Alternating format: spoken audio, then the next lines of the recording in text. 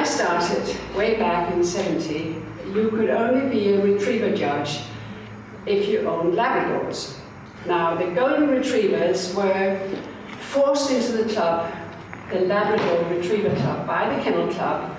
All the officials, every judge, show judge, field trial judge, everyone was Labradors, because the person who brought Labradors to Denmark first, the Baron, had a big say in the Kennel Club. But anyway, they said, we cannot allow it, you must have Goldens with you. There were no Flags, no Curly, no Chesapeakes in those days. So we were a little sister all the time. But as you know, the breed, it has a way of clinging to the owner, so we stood our ground, and it has become better. The last few years it's become even better.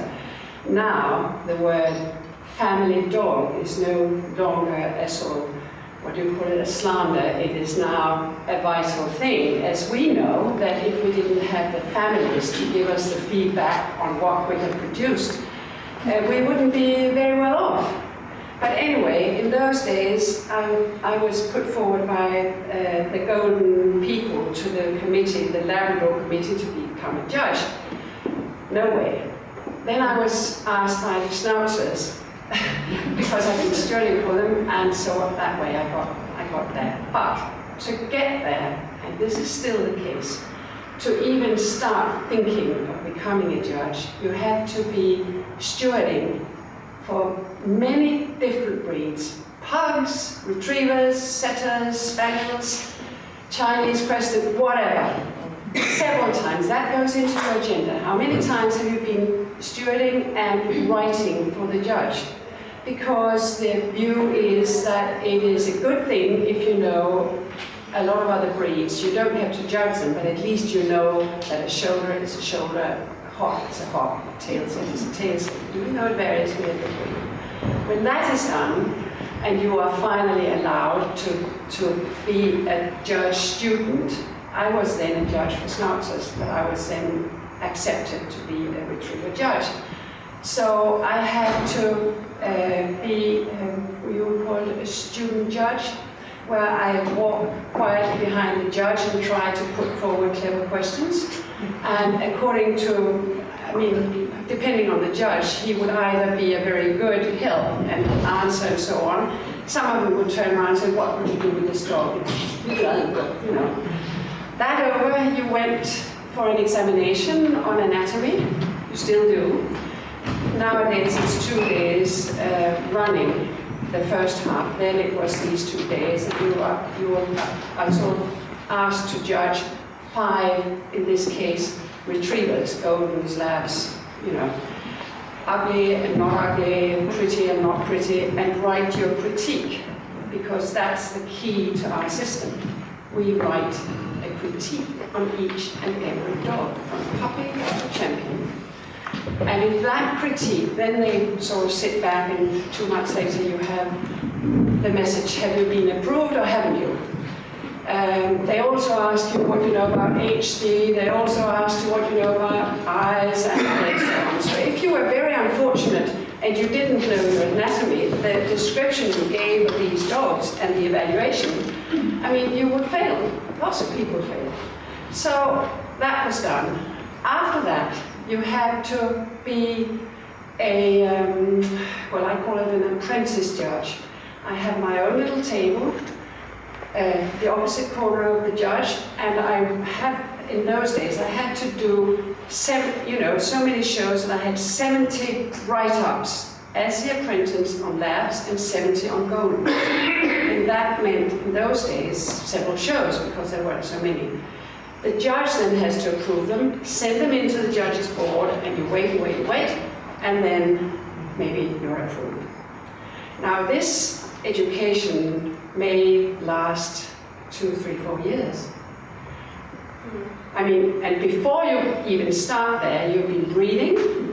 It's very important you've been reading. You should have read winners, not necessarily champions, because in our country, until the 1st of January 2007, we had to qualify in an all-retriever working test with game, with code game, which in our country is not easy. It's not easy in Sweden. Sweden has had the opportunity to go to Norway, where they didn't, because they were sensible. At least they at once. They were sensible. Nothing ever comes from mixing apples and pears, but I mean, you get mediocre then. But anyway, you have to have sort of produced winners anyway before you can even start. And as many of you know, when you think back on your first judging appointment, you think you know this stuff. You are very, very nervous. And when you think back on it 10 years after, you think, oh God, what did I do? You know. But anyway, it's a very long way. Now, this leads me to the main difference in yours and our system.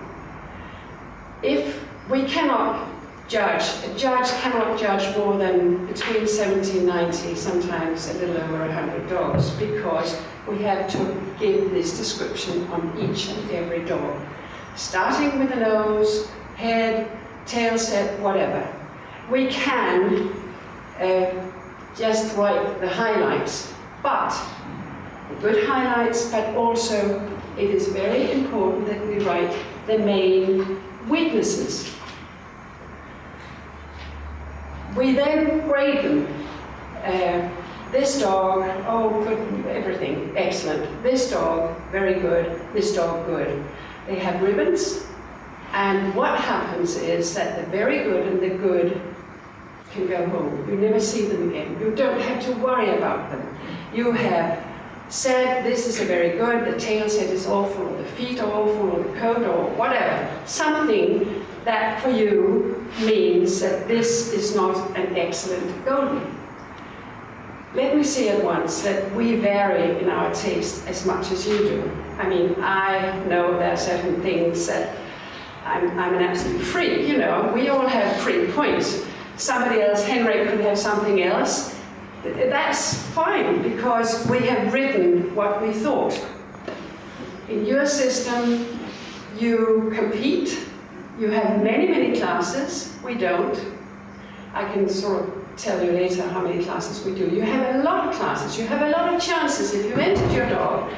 And also, if you didn't have a good day, you could, a year later, 6 months later, enter under the same judge and be fortunate enough that your competitors weren't there from the last time, so this time yours was the best in the class. Now, we can't do that. We shouldn't be able to do that. Let me say that, because if I have ridden on a certain dog when he was 3 years old, 2 years old, I don't like the tail set, and, well, I don't put it like that, you know, something wrong with the tail set and too narrow in chest or movement, whatever. It should bloody well be the same 3 years later for the same dog. Now, if it isn't, I've had it. So if I make too many of these blunders, I won't have an entry, because you think, oh, she doesn't know the first end from the last in the dog. No good. Or they come up to you afterwards and say, why did my dog have a second? It got the ticket the last time, you know. I mean, that is the sort of basis of our judgment.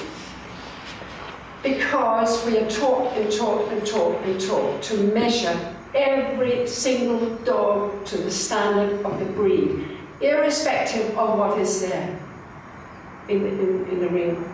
Whereas you have the competitors, and you may think, ah, my God, this is awful, what shall I do? But then you say, oh, this is better than this. So you still, even though you don't have maybe an excellent dog, you can win the class.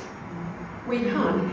But it also means that 2 years later, you have some beautiful dogs in the same class as yours, and it isn't even shortlisted. And you think, oh, she's bent, you know, there's something wrong with her. So this leads me to ask you, if you were a judge, which system would you prefer? If you were an exhibitor, which system would you prefer?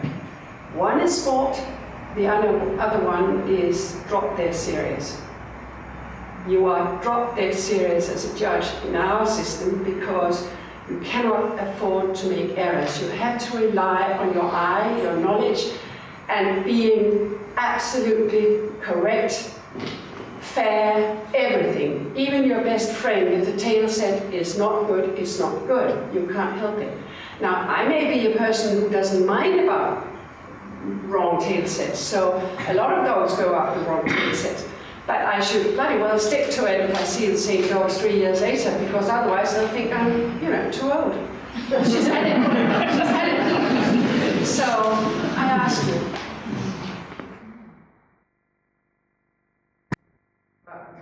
I've been invited here to talk to you a little bit about your golden retrievers, the influence, what made you start breeding golden retrievers, things like this. And if you have questions, right, then later on you're very welcome to ask questions.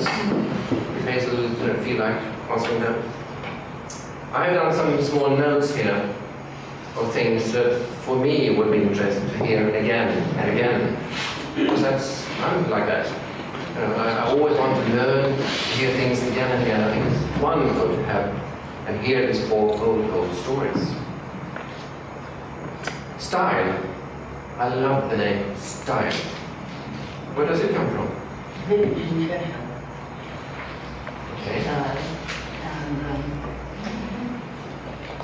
it had refugees, I don't know, it must have been Polish or something, during the war.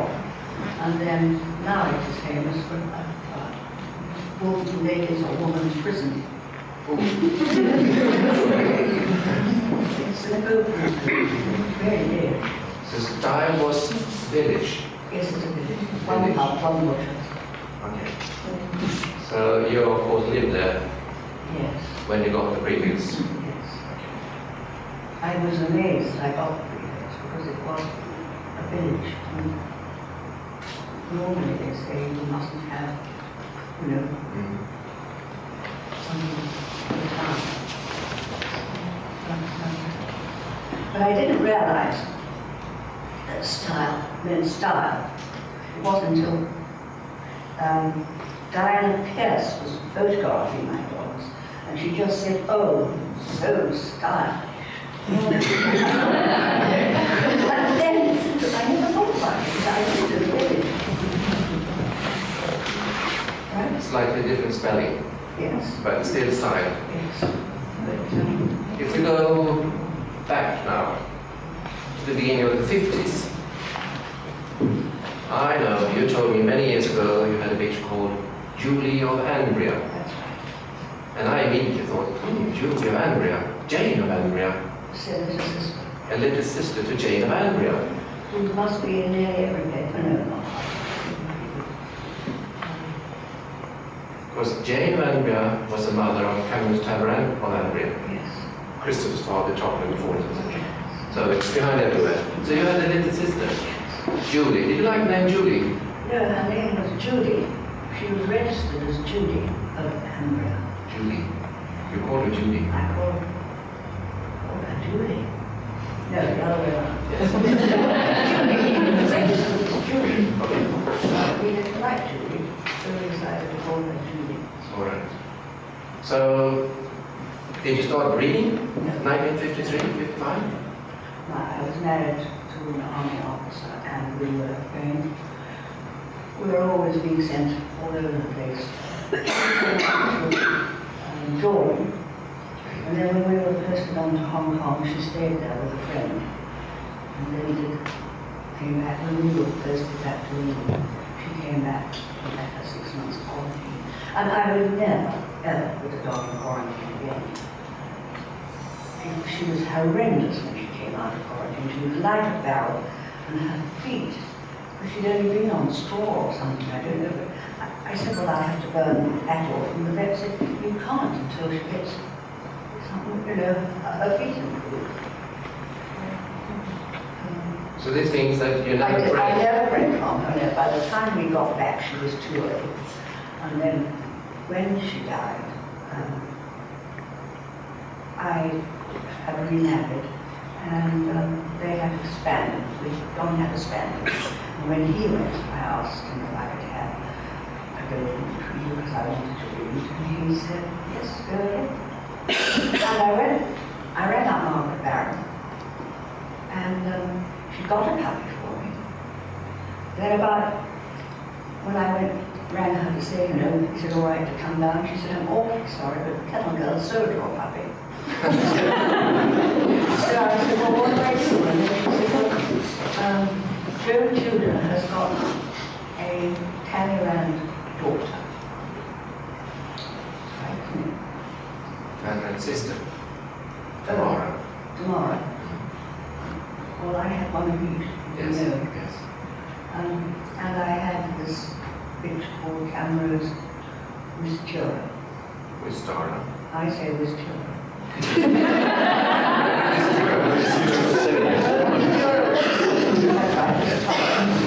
That's right. She was called Tara. And I showed her. And I used to walk past the benches and I used to think how beautiful she was and how all the other dogs. And she never won a first. The only time she did was when Jonathan took her to an open show. He came back with this red card. And of course, it was Joe Reverend judging. He liked young boys.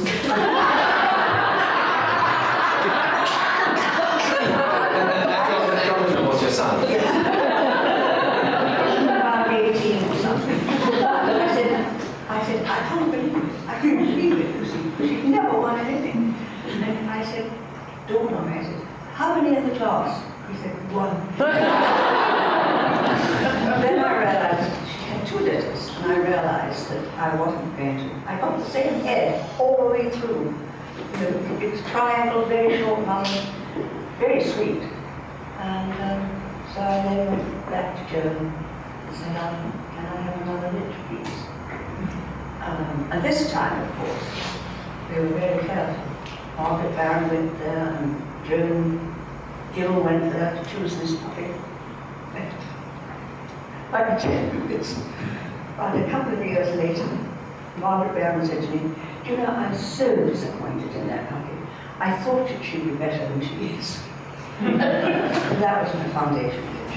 But she was a very good blue bitch. But again, I think she really got one first championship. She wasn't blue.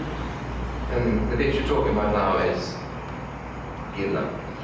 Stein Cameron's Gilda. Yes. And she must have been born beginning of the 60s. 63, 64, something like that. No, 65, I think, 6. Okay. And Margaret Barron that you're referring to, this is the Andrea lady. Margaret, yes. And Miss Gill is the Westley lady. Okay. So, you didn't keep anything from Wistara? No, First always bitch. as pets. Always pets. Beautiful pets. But They used to. nothing really to No. keep. Okay. But what about Gilda? Gilda made it to this dog that I absolutely adored, Cameron's Nicholas at Wesley. He was my dream, and I made it Gilda to him. And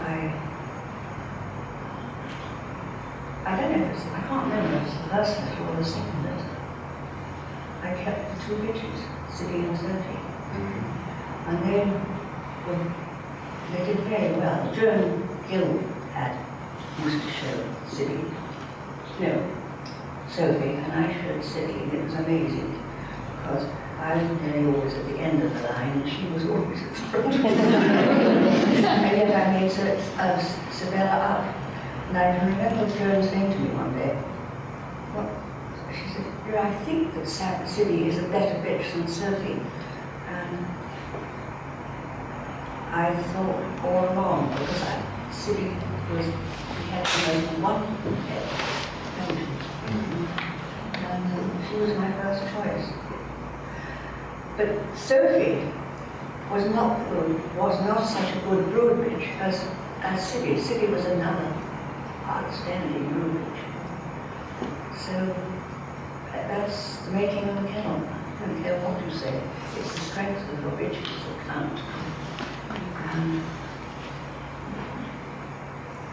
I was very fortunate because I had 2 on the trot, really good brood bitches, which established my type. Yes. Um, Can I go back and ask something about, you said, yes. Cameron's Nicholas or Wesley? You said he was absolutely wonderful. Well, he was just such a charming dog. He really was. He was absolutely gorgeous. And a buffoon as well. He was blonde, he was beautiful. Well, beautiful head. But of course, today's standards, I don't suppose he'd have done so well. No, but for his time. At that time, Yes. yes. I know also. I used to call him my little horses. He would always do that. And then, So you made a Gilda to him, and you kept two sisters, Sibella that you made up, and the sister Sophie. I've got a junior one with Joan and Louis. Okay, nice. Then you said that the other sister was the better brodish. Yes, absolutely. Sibella. So that was better. Okay. I had nice puppies with Sophie, but, you know, not Superstars. not And I've noticed through the years that you have many times repeated combinations. yes. And you also repeated that combination, didn't you? Yes, I did. Very good. Well, Sibella was born 1967, if I remember correctly. So then Don't ask me, I I'm know. not a So you repeated it the year after, 1968, fine. And then you had another beautiful bitch with a tragic death. That was Marianne's bitch. Style sonnet of Garima. Yes. But she, again, she died at Wilby, but she produced 3 or 4 beautiful bitches, Three that were made up. which were made up. And the foundation of somebody here. Oh, yes. Helen had Garima Piperanda, called Heidi. And Dick Jones had Garima Pipalina. And Marigold Timson on the Garima prefix had Garima Piperetta. Yes. That was all. The Pippa girls. The Pippa girls, that's all. So it was a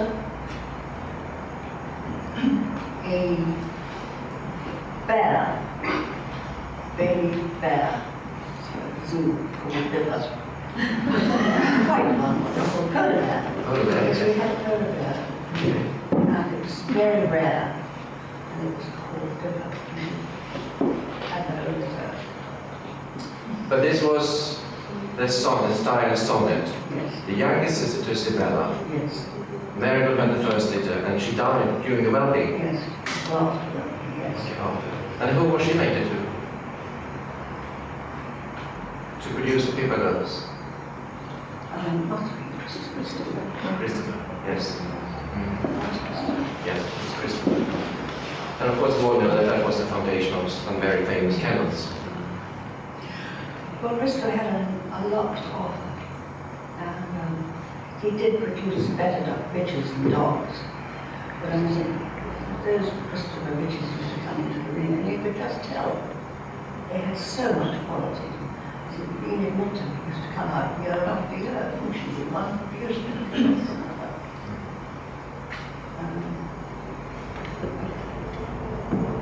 I used Christopher on adult surf. I didn't get the same qualities I did with. Yes.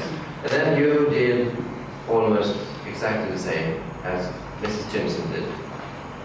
Because you used Christopher on both your older girls. One you said Sophie didn't produce the same quality, but Sibella did. So the breeding behind that, if I remember correctly, Hazel, is that when you used Christopher, who was more or less the total outcross himself, bringing in the northern lines. She went to Christopher to get stung. Yes.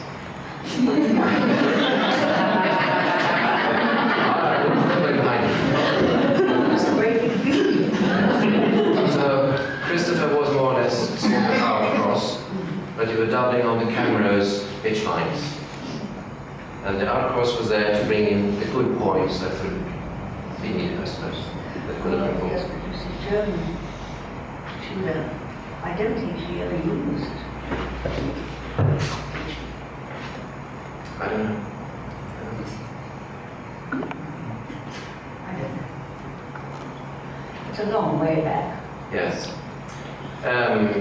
If we stop 2 seconds, I have a few photos that you have given me or I have taken over the years. This is a photo of Hazel in Florence, Italy, 10 years ago. We were judging together, and this was taken at the premises of a very nice young couple at the time. And these are 3 of your exports living in Florence. And I think this photo is absolutely fantastic. I have it framed in my house. I think it's lovely. And here, right, this is Cinella, born 67. And how old, I don't know how old she was in that photo, but this one I took at Crufts.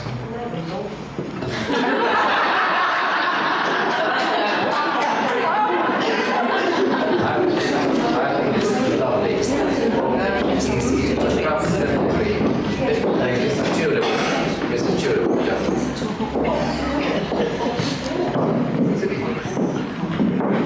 But there you have your rings and your boots.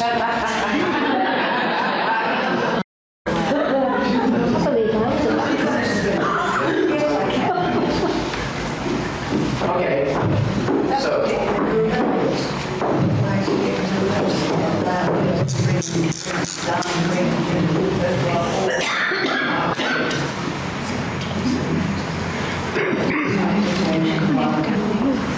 where was this? Fryckstrand. Now, yes, Fryckstrand, and she won very rich. And a dog called Henric on his first, I can remember she was so thrilled. And when it came for best veteran, I heard Elmer Stone's say, I will not concede to that colour. So the dog went there.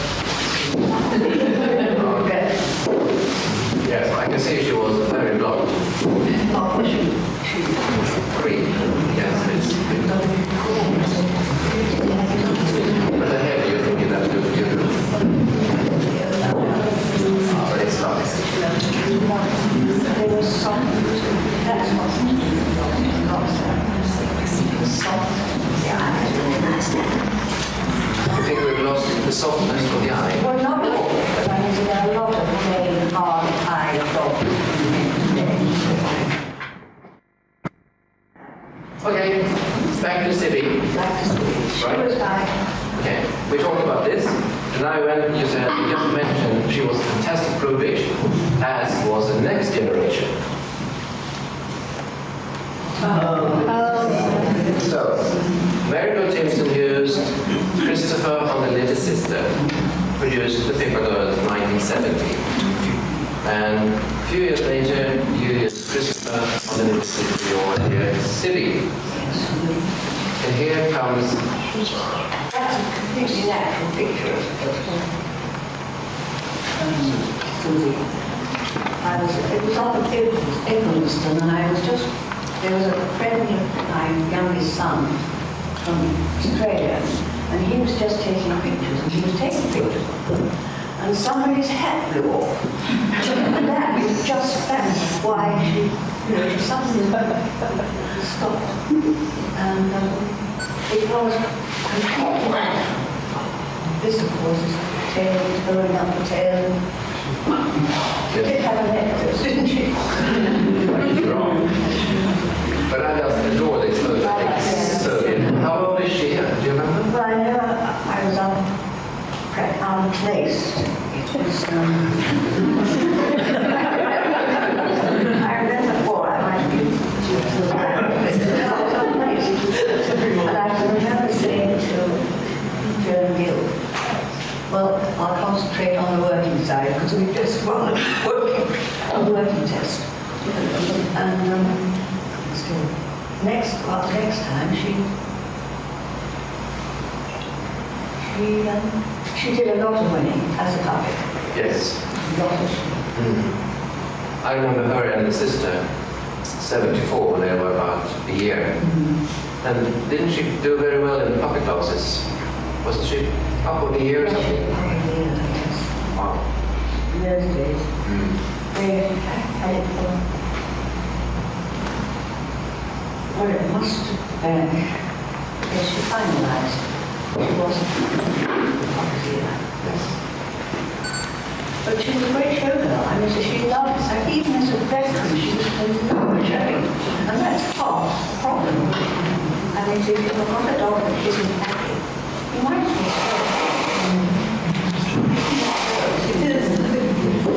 what was he doing? Stopped in the middle of the ring. That's what I can remember. She wouldn't go forward, she wouldn't go back. Out of the ring, and then I said to myself, well, this is a waste of time, so I never tried to tell her again. Remember where this was? Club show, yes. Did you do any winning? Yes, one bet. I can remember. And Reserve CC, 10. Reserve CC at 10 years. Looking like this.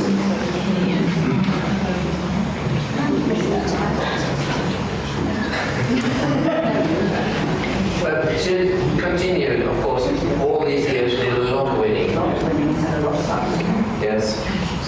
But if we, the winning, I actually don't remember how many CCs. I thought it was 10. I think it was more than that. I think she had about 10 reserves. She had 10 reserves. I remember. Do you remember? I can't remember. I thought it was more than 10. Yeah, I think also. Yeah, I think so. Yeah. Because you had tough competition. I had the lessons. No, you had something else. You had a little sister, styled Stephanie O'Connor. Oh, yes. Right. We mustn't forget her. No, she just happened to win another 27 cc's. The top record in the breed. Yes. Oh, she was lovely. Yes. So, You can see something, you know, these early champions, they didn't have the upper arm that we have today. And in a way, I think we pay too much attention to angulation. They are very often over-angulated and the box are way out. There's no strength in the back, they're all made like that. but these pictures, they did so much winning. And you have also time to have some litters from them. I mean, it's a tudor bred from Teffy, of course. Twice. Twice. And then she had to be spayed. Both to Tom. First time. But you went in another direction, sort of. Well, I never used Tom. So you used another Christopher son. Faunus. Yes. How come that you used Northwood Faunus? Because I needed soundness, and it was a very sound. Soundness in a specific way? No, he was just a strong, very well-made dog. I liked him, but he was a Christopher son. I wasn't so keen on the Ridgeline, but nevertheless, he was a very good stud dog. He produced beautiful puppies and very, very sound puppies. And I got much better tips. And raised the standard of life by using that. You had strong, better hips when you used Faunus? Yes. Okay. That's really what I went. What was it? The Northern English. The Northern line. He weren't. So, but what was Faunus like? How old was he when you saw him the first time? Oh, he was a lady. He was They or 6 months? Or 6 months. I told you last night, where was it?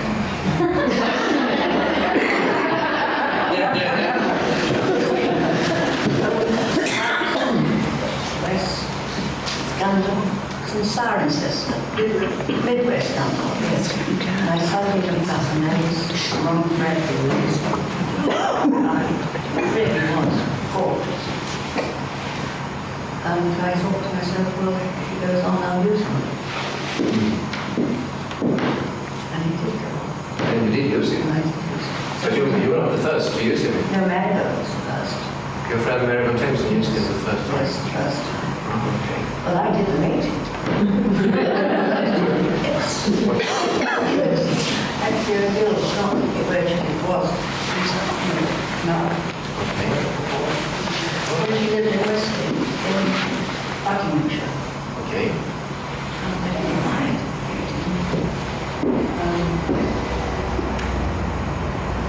I can't remember, but I think during the war. And Marianne. And that is why she had moonstone, because we did it at night with the moon. That's why we're called a moon. All right. You were called a moon, did you? Yes, I know. I didn't know that. Yes, we did it by... We didn't have to. Moonlight, because there was nothing else. We were out in the moon. We were outside, and there was moon. So Marianne was the first to prove him. And she got the championship carrying on the stone. And then, if I remember correctly, it was Big Jones who used him the second time. Yes. The second time to use him on her beautiful beach, Minel Adelina. Yes. Flower. On one sees here, I know that. And she was a daughter of Talaran to Pipalina. Okay. And that produced the sea litter, Minel Cascade, Charade of Northwood, Minel Crusade, Cameray. There were more dogs waiting at that time. But they all brought Christian children of all ages. So it seems to work with your bitch line to fawners, Yes. but then you did the same. So you let the others try first. So, right? Yes, But I must say, I mean, you were quite brave. You were more brave than the other two ladies, I think. why? You did half-brother sister mating. Both Christopher daughter to Christopher son. That's quite tough. How come that you wanted to go so close? Who are you talking about?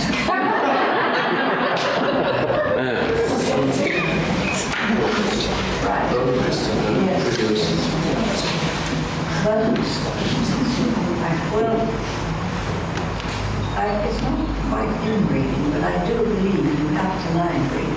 I don't see how you keep it tight if you don't line breed. And as long as the dogs are and have a lot to offer. I mean, there's no point in going out to a run who's silly. Because, they was that one, not that one, Susie. Yes. Because they were so special. So you had to go to the best dog you possibly could. And I didn't mind close breeding, but I only did it once, very close. And we hit the jackpot. Yes, I think you did. Yeah. I think Stuyvesant or Glenville. There were only 4 in that litter, 4 dogs. And there was Scott, Shelley, and Shakespeare. And the one who was the policeman. And Spencer. he had 8 feet, I The remember. policeman.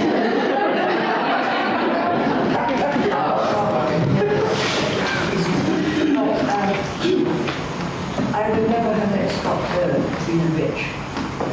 I mean, they put him on the kitchen table and he was just such a good puppy. But I didn't do dogs. Anyway. So, but Ray Scholes, he must have been over the moon to have this time. There really was. Often, rather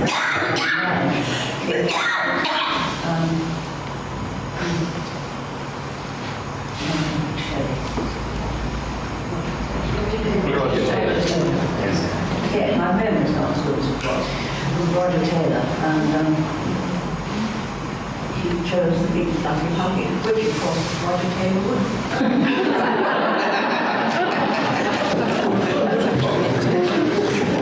And I remember I lived in a bungalow with a very long drive. It was uphill, and I race curls coming up, rushing in, bustling up the drive and said, "Which one did they take?" And I said, "The fluffy one." And he said, "Oh my goodness." On the table this time. And he stood and looked. I don't think he could believe his eyes. He was such a good puppy. And you call them 4 poets? Three poets. The policeman with the big feet. Oh no, he wasn't. Yes, he was a poet, but I'm sure what he was.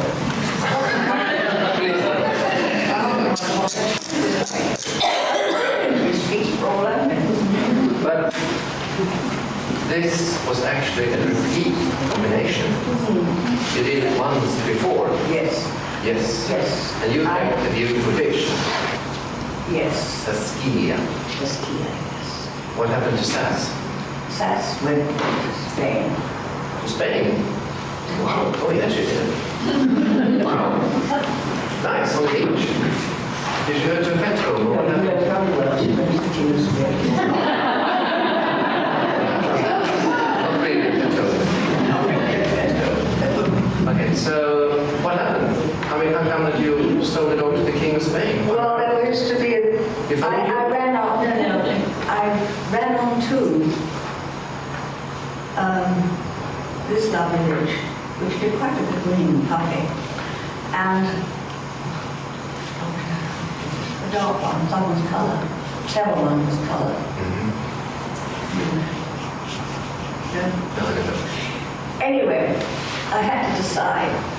And there was a ball in the puppy run, a bounced into the puppy. And this little brown one whizzed around into the gate and picked it up. And there was Sass looking through the wire, and she hadn't much to do. So I sent her to Spain, where she was special. It was, he used her for shooting. He shouldn't because she used Roger, he had his own trainer, so it helps. But how did King Juan Carlos and Queen Sophia find you? I mean, I know you're a famous lady, but did they phone? Hello, you? No, he used to do that later. But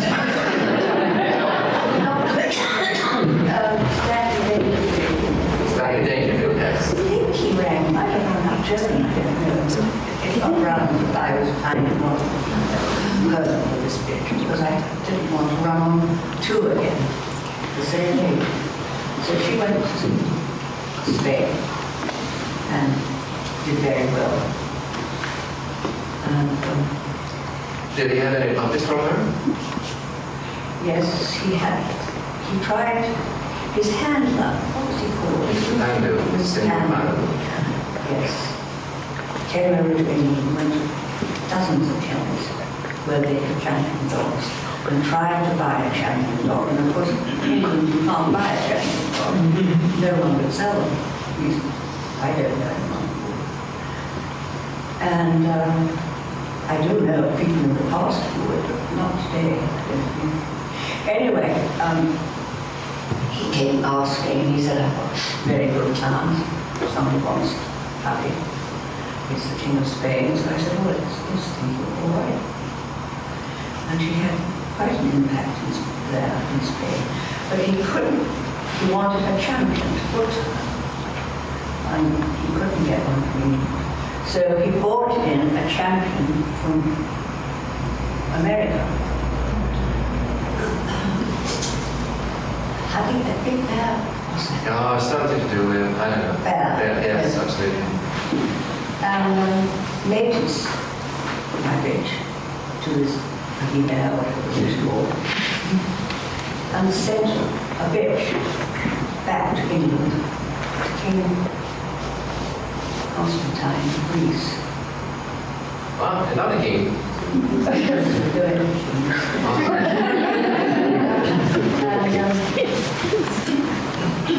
He mated. He asked if they wanted to have Scott, so they mated this little witch who had a bit of colour to Scott, and it was quite extraordinary. When they were born, I had half were style and the other half were American, with a cutaway face and the straight coat. And were running around 8 weeks. They couldn't, you wouldn't have believed they were the same litter. So this is quite interesting, I mean, when we talked Yes, I know, before lunch. yes. So this was Scott's older foot sister to an American champion, completely different in type. One of the daughters went back to Scott. Yes. And then you had 50-50. For your type and for For American. American. Quite extraordinary. But this business with the kings, I remember you met a few of them at Heathrow. Yes, well, you should have come. I know. I was over visiting and I had to catch my flight. I rang you up. You want to come to Heathrow. I've got to be meeting the King and Queen of Spain. But what I didn't know was that Constantine would be there. And little Hazel of Jordan was there. I chose you on dogs. Did you bring the dogs, some of the dogs, to Heathrow? Well, yes, he booked a dog puppy, and I bought it, but he wasn't in town. He never did. He went as a pet. But I brought Sam, Farah. He wanted to see my kennel, so that's why I asked you to come with. We must have had, well, I never had a large kennel, we must have bought all of them. Yes, but you never had more than 4 or 5 kids. Catherine Hardy helped you. Catherine Hardy. She came up this drive, a long drive. Her hair, it goes. Because I just rang her up and said, look, I've got to go to Heathrow. I've been asked to go to Heathrow with the dog and the puppy. I couldn't take the puppy to Heathrow because I hadn't got a cage in those days. They wanted me to go to carriages. Carriages. And I had to come down because no way, I had a little mini. I was sort of going to carriages. five dogs and a puppy. Well, you couldn't. You couldn't stop there. So then they suggested be like at Heathrow. And we went. And I can always remember Constantine picking up the puppy and smelling it. Oh, I love the smell of puppies. And they really are very, very, they're just like us. They love And when we left, I sat down and I said to Catherine, you've just seen 3 kings. She said, yes. And I said, who's eating the biscuits? Did she? I haven't had one. The plate was bare, just ordinary biscuits. The plate was bare. I said, kings eat biscuits. No idea. But Catherine, I mean, about the curds. Oh, the curds came out. Yeah, I don't know why. She was very funny in those days. But, Okay, well, that was a distance. But did they also come and see you? oh, that was later. Okay. Free? More or less. That was later. And then it was a Spanish king, Juan Carlos. Yes, and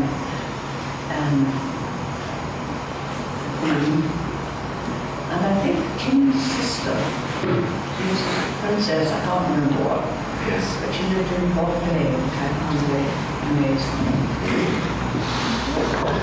Hazel, we go back to the dog world. We skip the royalty for a little. Oh, yes. Yes, really good. yes, we talked about it. Yes. Never mind. First combination starts as leader to the King of Spain. Second combination, the four poets. Right. Then you did it again a third time. Right? Yes. Yes. And you had styled souvenir and Northern Wood that Ron matched to. And I had styled Samarkand. Yes. And you kept a pitch. The first pitch that you really kept and read on. Solation. Right. Solation. So, what did you do with her? So, what did you do with her reading-wise? Oh, I used front dog. Northern Wood technique. Checkmate. We want the lights?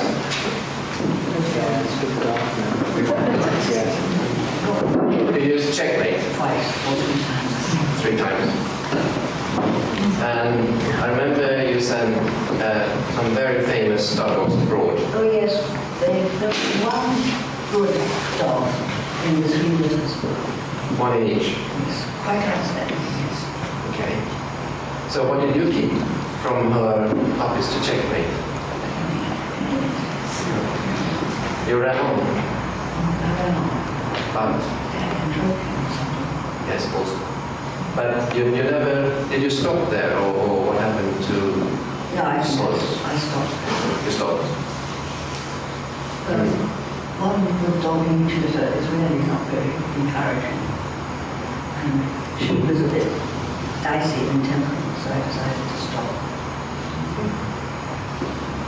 Do I remember correctly, in that litter that produced Sol, Samarkand, and Souvenir, that you had another, because the pups were born by cesarean, and that's the litter I think you had this extra dog puppy being born later. Oh, yes, that was Survivor. Survivor, yes.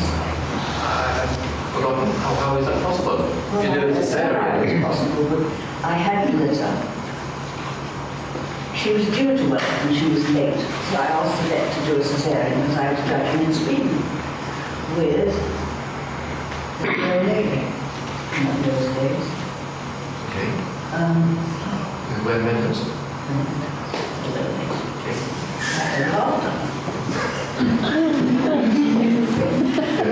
We went to Sweden and did that horrendous judging in the pouring rain, my very first overseas appointment. Can we please go back to this?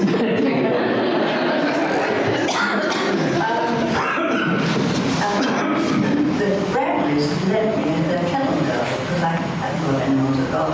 My dogs at home. And I came back, went to bed. And then she knocked on the door in the morning and said, Mrs. Hinks, Father's had another puppy. I said, what do you mean? And she said, well, she's had another puppy. I said, you can't have, she'd had the Caesar 3 days before. And I said, is it alive? She said, yes.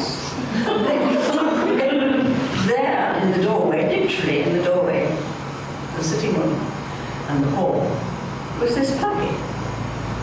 And it was all right. It was all right.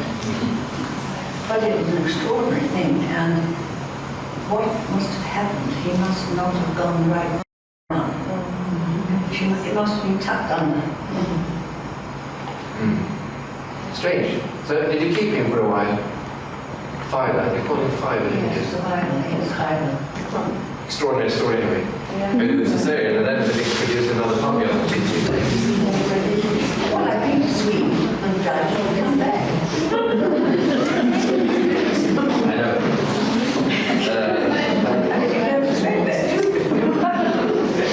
By the way, this is Sol. That is all. The bit that had 3 litres to checkmate. They produced the outstanding stud dogs, one in each litter, but you didn't run on any pictures. So that line stopped there, didn't continue. Yes, that's not there. But the beautiful mother Cecilia had another litter. Go back. Yes. To Wesley Monroe for Norwood. Oh, yes. Yes. Simi. And this is, of course, Symmetry. Was that the first show? Now I can't remember, but I know you were trying. I was doing the read. And I thought she was don't laugh, I did. And I thought she was absolutely stunning. And she won Best Puppy.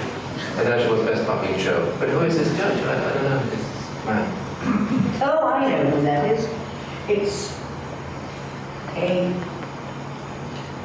I can't remember his name, it's no good. He was in Terriers, West Country. West, no, not West State. It'll come. Just stop the room. But she was lovely, and she did a lot of it. Yes. So from her, you continued Down. down. Yes. So Simi, you mated her to Scott. Back again, doubling on Susilla. And here I believe is a young Scotty. She looks quite young. Beautiful, I think. So, doubling on Susie, Forrest twice. Okay. And now if we go to the next generation, I think we have to go. Go back. There. This is a photo I took many years ago.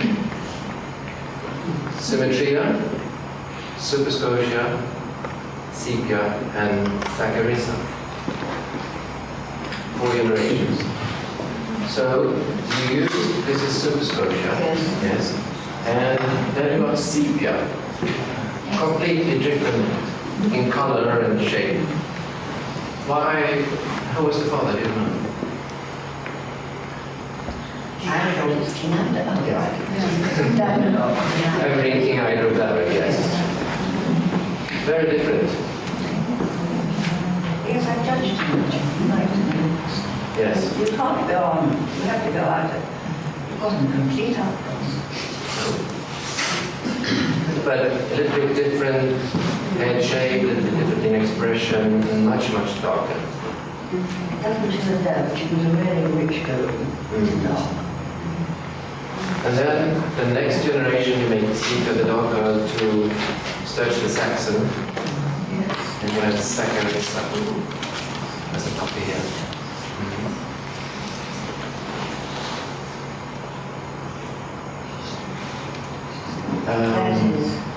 This is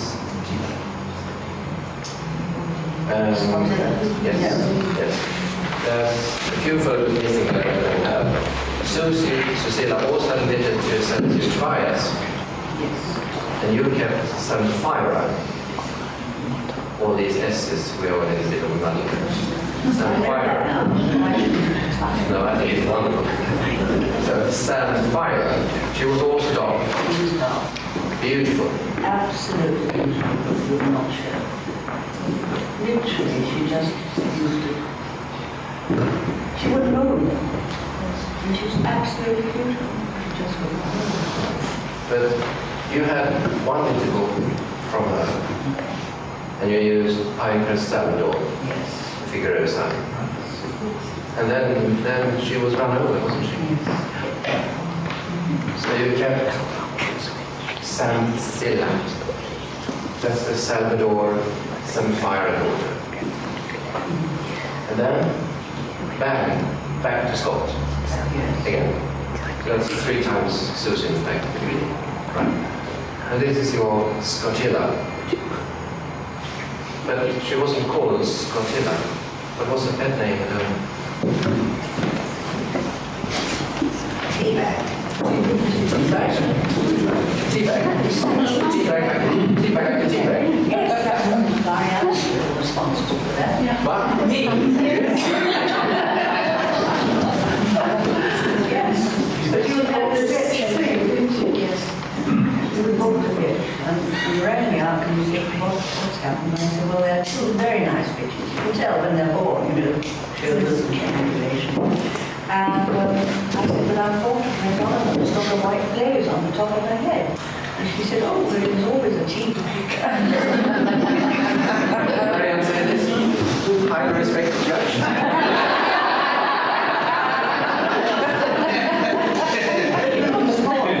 You always satisfied there, isn't it? I used to, sometimes couldn't bear it. Okay. But it did get much smaller. But I had the problem with tea bags as it was, so that was why I took the other one, because I thought yours was better. Mine was beautiful, you know, but I did have tea bags sometimes, so I would never go into it anymore. I used to get them quite. But tea bags, Oh, that reminds me of tea bag. And some people will absolutely horrified. she was a beautiful bitch. And a great character. Oh, tea bag. I've never had one like tea bag. She was unbelievable. She really was. She noticed everything. Anything new, she'd stop and inspect. Your cushion or anything. She was she knew everything. A very showy. And a sense of humor. She's the one I showed in Wales. Yeah, you got nothing.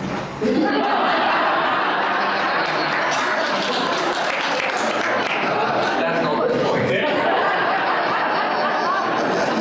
Just saying that I remember we were going together and you were in there. And I had foreign car and we took tea bag and I drove all the way to Wales thinking, we don't mention that.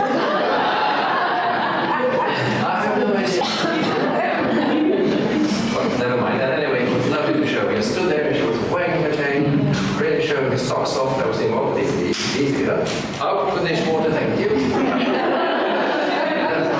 Never mind. But she was lovely. I liked her. Well, yes. She was such a character.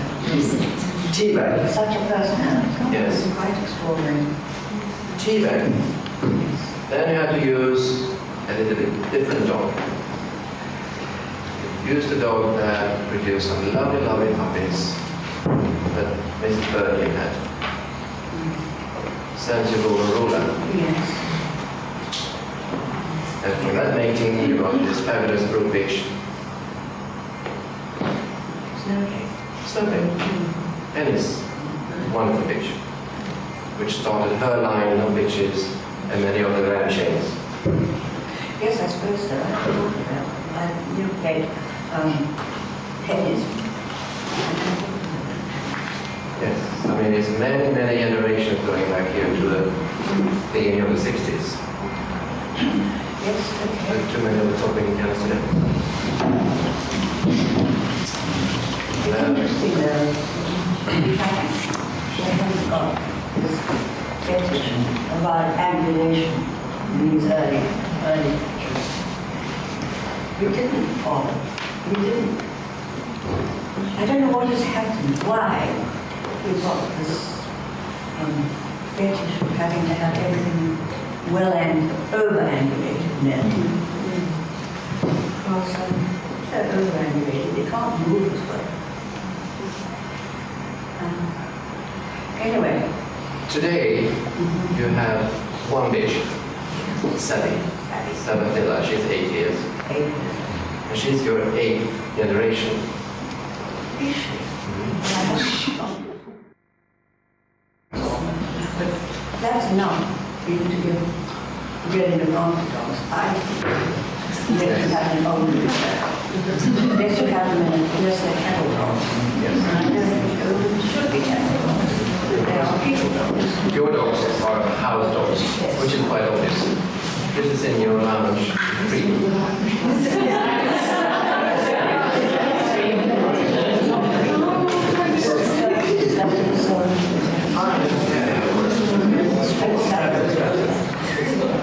So, do you see sepia?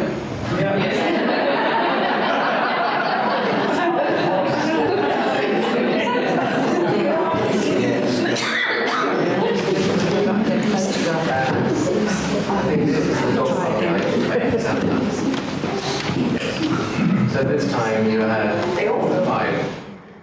don't know which is which. That must be sad. To the left. She was a very strong bitch.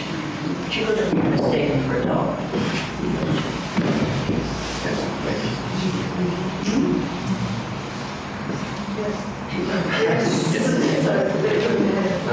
But she moved an absolute dream. Yes. She had so much strength on stride, which is that was I think it's amazing, in my point of view, how you have managed to keep the heads, the time, the style through all these years. Do you think it's the secret, as you mentioned before, Hazel? The line reading, sticking to your... Yes, I do believe you must line read. Okay. Because when you hear somebody saying, my bitch is straight in shoulder or has some fault, and they go to a dog, mind you, Joan Tudor did this when she went to Midland because she wanted to get better quarters. And that was a great success. But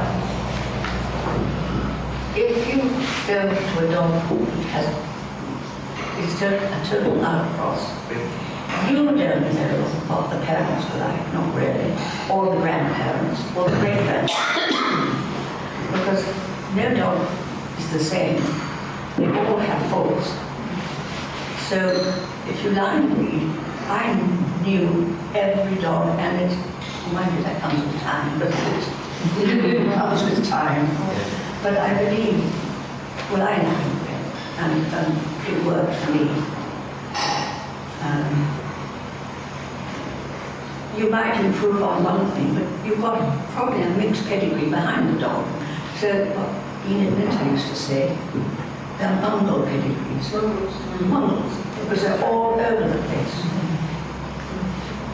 I think you ought to, I believe you should pick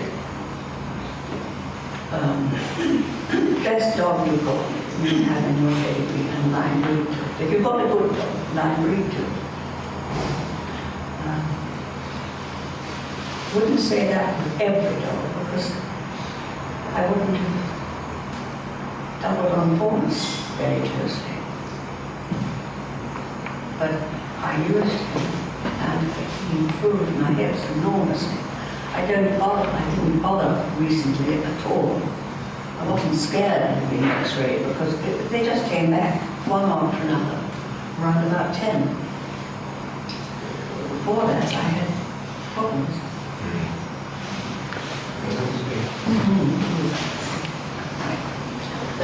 I love your pattern. Thank you. So did I. Lovely. Now I would like to change a little bit to your judging skills and career.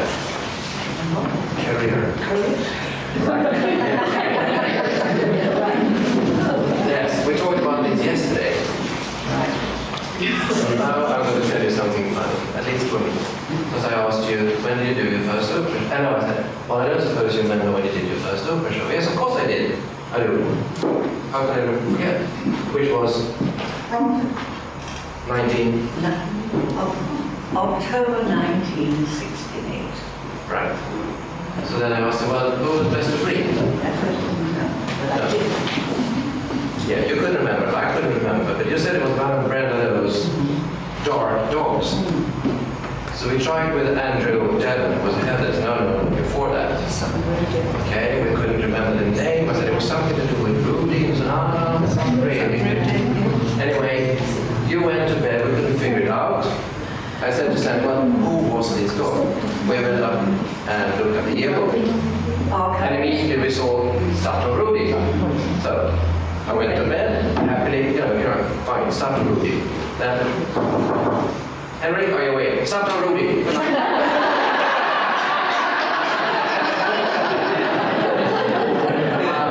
I think that's fantastic. Suddenly, wow. So that was the first open show. Yes. And I was showing Sibella and Sophia at the time, and everyone brought blonde pictures. Class after class after class. And I kept giving classes to dogs. Mary Tewson's father was getting in a terrible state because he always gave a handbag to the best pitch.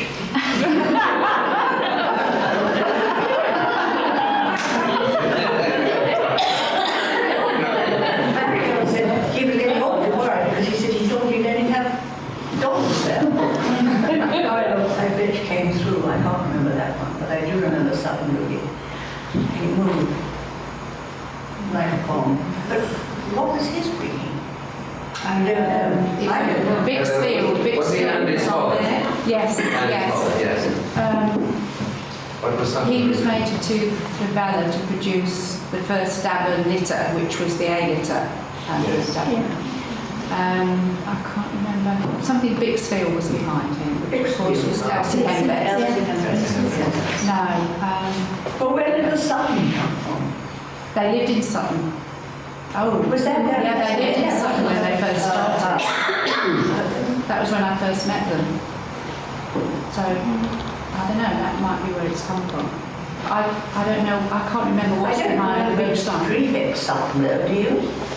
Maybe they just registered them as that before they got their could prefix. be. Yes, probably. Right. So that was the first Open show, Romford, 68, Sutton Brewing. And then a few years later, in 75, they did the first championship. Yes. Could be 74, but we think it's 75. I can't remember. Peterborough, Peterborough. and any nice dogs? Well, I gave the ticket to Chris. And the bitch ticket to a lovely bitch called Hansen, a Milo bitch.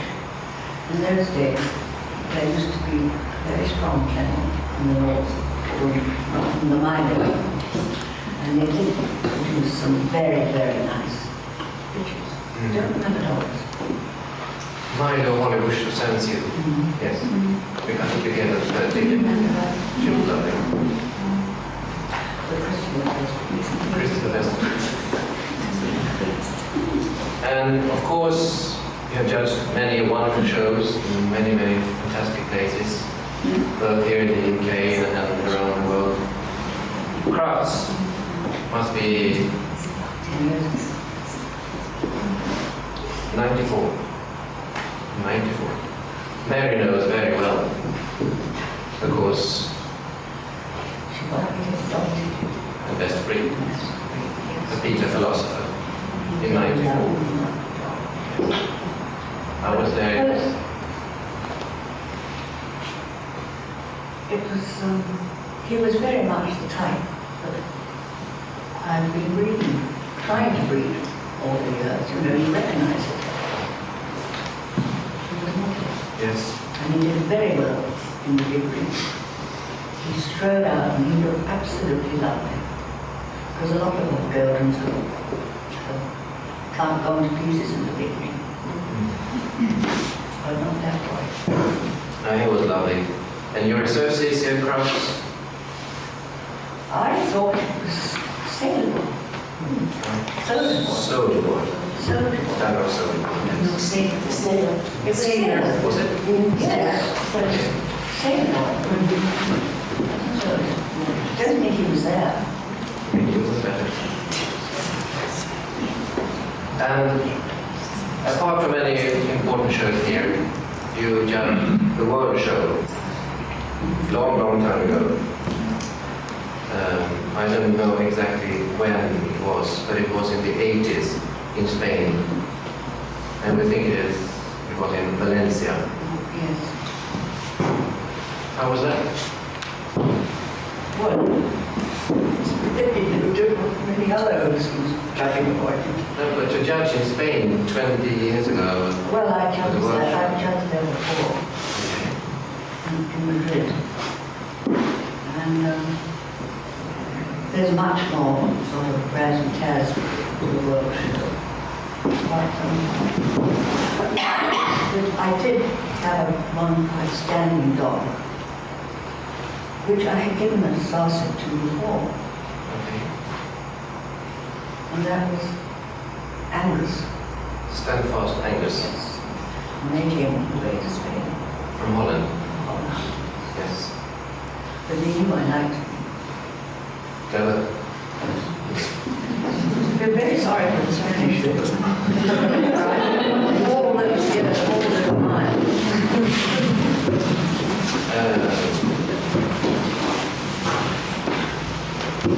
Judging, as Marianne said earlier on, the different systems, Yes.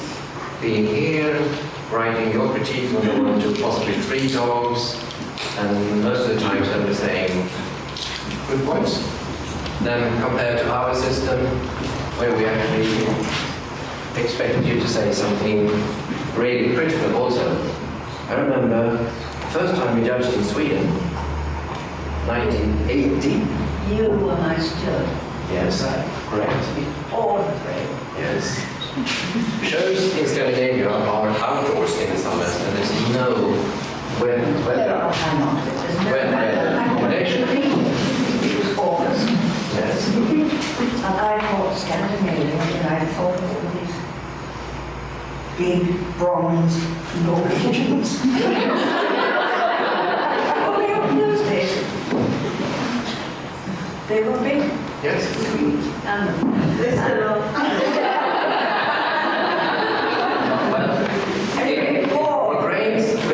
It rains. You have to be prepared. Yeah, you were prepared fairly well, I think, for the wet weather. Yeah. But I'm not so. No, I wasn't. I had somebody's size 3 gumboots, size 6 gumboots, and a Finnish woman let me a Macintosh that came down to my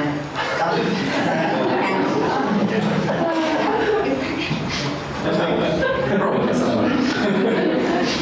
But there was another thing you were not also, I think, totally prepared for with our system, right? We talk about the puppies. I think juniors, puppies or juniors. So the first class, a bunch of them, and they were all beautiful. They came in one after another, and I didn't know what to say. And eventually I said,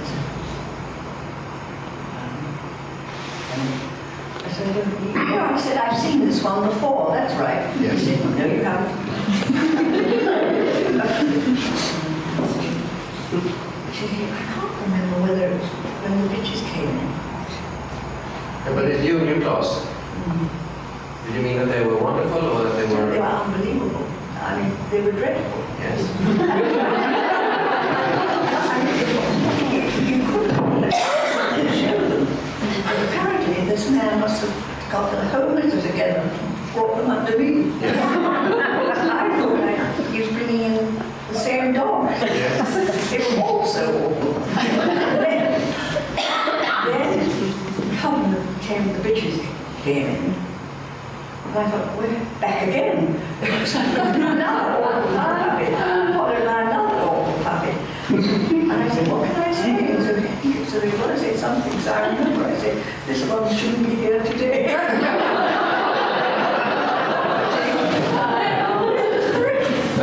also remember when you were writing, supposed to write critiques on the young males, and it was so horrid. You came back to me, you went up to the door, and then you come back and said, well, hey, please, you have to write something. Tell me. I think it was these things Thursday, but anyway. Well, I don't know what to say, it's horrible. Well, you can say something. What about the eyes? No, they're terrible. What about the ears? No, they're too big. What about the boat? No, 2 things. Okay. Feet, horrible. I think you managed. You threw them all out anyway. That was it. And the next class, open class. But it must have been, I thought it was puppies. No, now we come to the next degree. Puppy range. You have something between open and Yes, puppy. intermediate. Intermediate. Yes, but in open dog, you found a special dog. I thought it was special, yes. Yes. Untrimmed, very woolly, beautiful head and eye. And I just thought he was lovely. He was a typical old girl, and he reminded me of Figaro's head. But of course he was that Figaro. Derek Donald was a Figaro son. The This is him. Earl Dinwiddie. Yes, it was lovely. I think he was about 2 years, born 78. Father was dear MacDonald, who was Figaro and dear Rosemary's son. Yes, that's right. And the mother was out on Glenady's farm, and Christopher's son that Heather Hayes sent over. But I remember something more about this dog.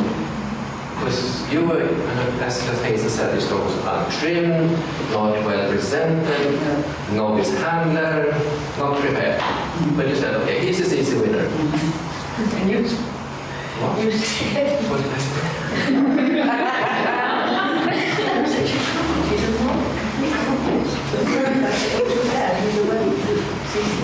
And then it was so funny because I kept on seeing Henric on her knees with the trimming scissors.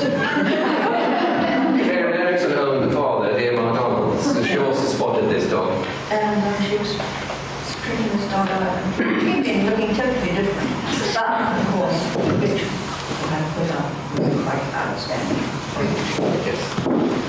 So anyway, this started the career of this dog, because he was made up very short time, Yes. and did a lot of winning, many best of breeds, groups, and was very good style, very sound style. But you see, it was an novice handler. And I think that we were, in those days, the Scandinavians were a bit more cheeky. They put up kennels that they knew.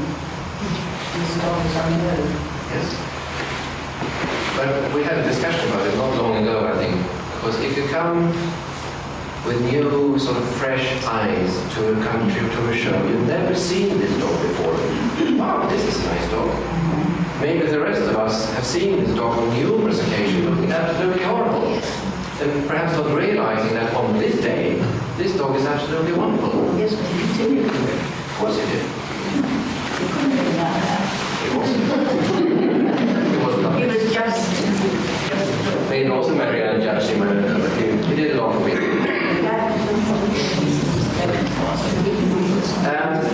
Judging abroad, you were also in the north of Sweden. Oh, yes. Yes, at the club shows. Beautiful sunshine. Remember? I can't remember. I can only remember that they were Turkish organised and they hadn't got any rings up. North of Sweden, yes. They had some shambles.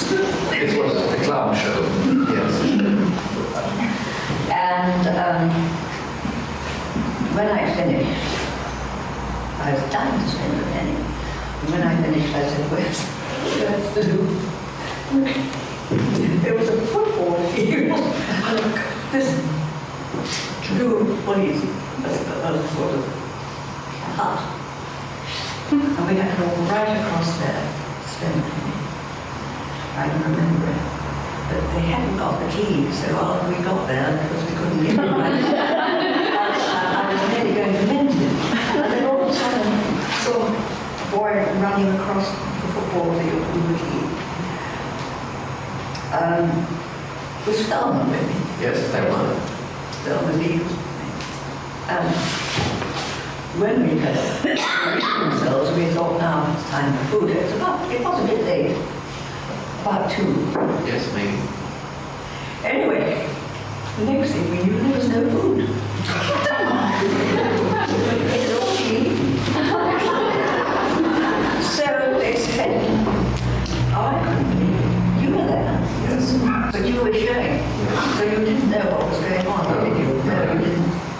So they had this brilliant idea that they'd get a meal from the hospital. I don't know why. Somebody must have had some influence. So we had this not a very nice meal in tin foil. But, I can understand it's very glamorous to judge your receipts. no, sometimes Yes. it's terrible. Other times it's been great. Yeah, but in the north of Sweden. Well, that's what's going on. They don't get.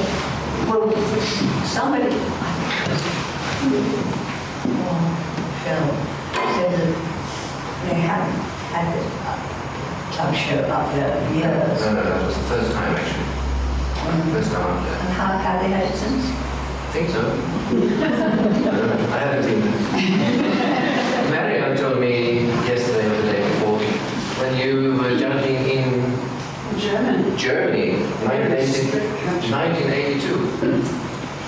That's a nice story, Marianne. Can you tell us? I can't. Well, it was about 1882, and I didn't know you. I knew of you, but I didn't know you as such. And my dog had just been washed the day before, and I realized the coat was coming out. And this very strict setup there in Germany, where you really feel as an exhibitor that maybe you're not that welcome because you're one extra, you know. And I was really sort of rather shattered, and I put my dog forward. And Hazel went over him. She got up and looked up at me and said, "I bet you cried this morning when you saw this." So I said yes, and then I was quite relaxed after that. It was very, very good. He was really throwing his coat. With Boston, of course. Oh yes. There's some lovely. Those are funny moments. Lots of funny movies. Lots of frustrating. Do you remember this dog? Yes. We won the story into that. Yes. This is in 1991 at the Stockholm International, which is our sort of crowds. And yes, it was 30 in the group. This is Tina Lindemann handling, and the dog is always the Canadian Stars and Stripes. The father was a Lincoln dog from Finland, Lincoln Ravel, Tarquin son.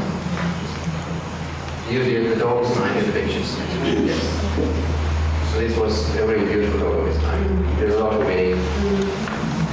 Very well done. Absolutely. Smart movement. Yes, but I mean, they dress up, usually, the ones that stand a chance.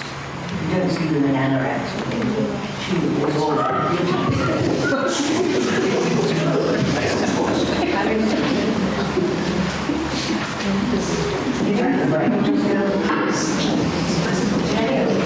they're smart. And the silly thing is, the dog looks much better because the handler is looking I remember you judged.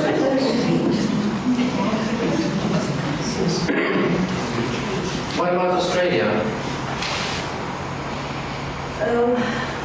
Sydney, yes, that was 1992. the wrong way.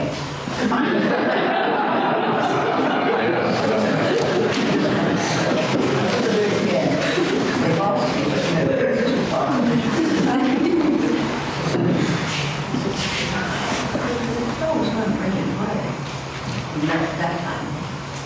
There were four in between, the good ones. Yes, there were one or two outstanding.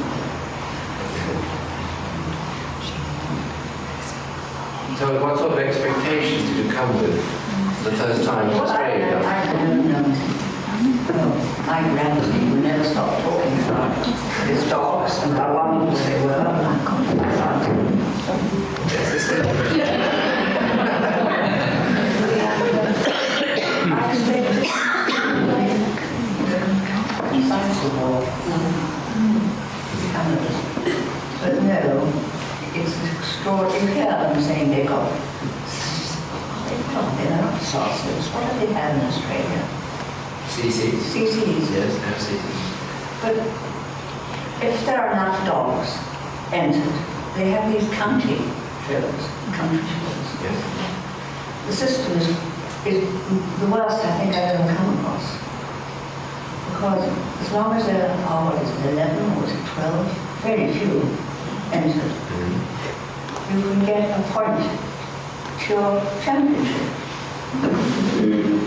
So if you are prepared to travel, everything's nearly everything's made up, isn't it? Special champions. Champions, they're called. Yes, you could do that, I suppose. So So were you disappointed when you came there first time? No, I wasn't over the moon. I found better dogs in Perth than I did in Sydney.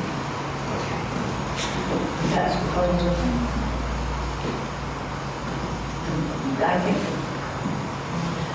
I don't think they were so competitive in Perth. In Sydney, was that so? A bit more laid back in that way. But there was a lovely dog. Sydney, Yes. that was unique Robin Hood. Yes. He was young and he had got more for the coat. He was a nice dog.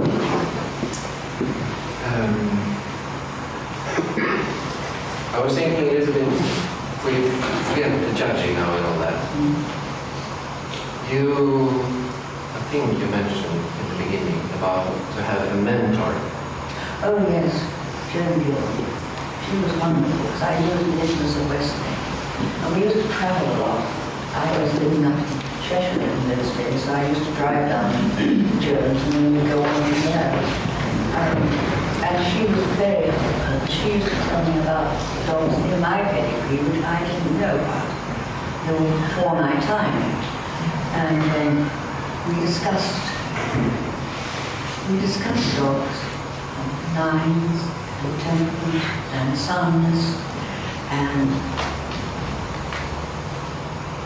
so did Marigold, Tinson. We talked for hours, and I can so with you, talking hours about lines and what you might get or what you shouldn't get. You've got to study the dog. I read a pedigree rather like a recipe. I look at it and I think, well, that's nice, but that's not so good, but that's nice. This should be all right. Just like a recipe.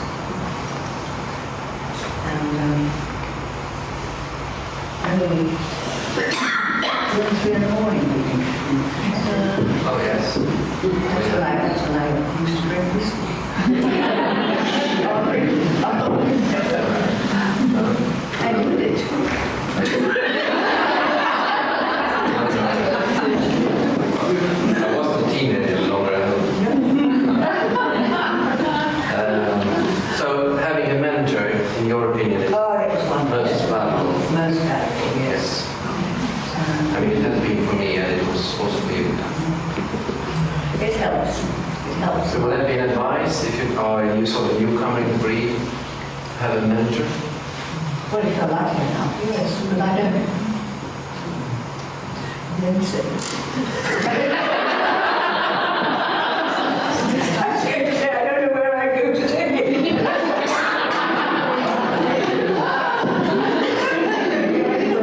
We all come to you. Yeah, I'm just thinking. Over these years, handling, grooming, showing, has it changed a lot?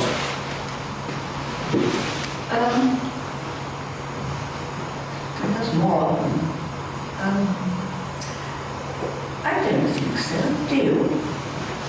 Well, I'm asking you. Do you? The handling in the 60s and 70s. Very good. So that means it's not very good now.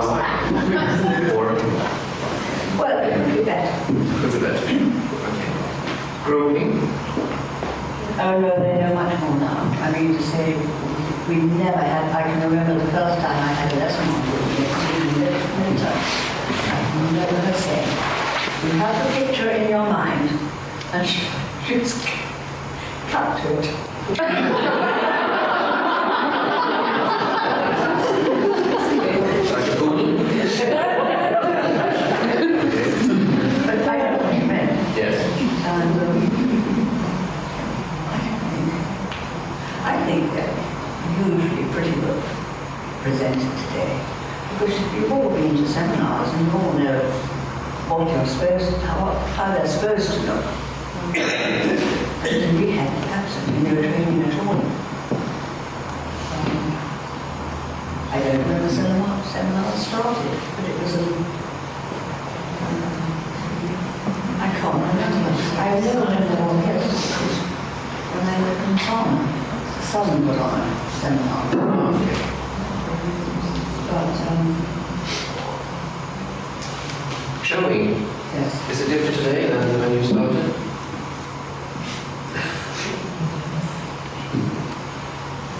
Well, yes, because we were much, much smaller. And we knew all the dogs, they were all the main dogs. And we knew that it was much smaller. We had about 3 or 4 in the class. Big class would be 9, until we had this. The club shows were always huge. But they weren't so new people. It wasn't as popular as it is now. It's grown and grown and grown. Yes. So we mentioned this dog before, Samakan, who is the younger brother to Scott and the others.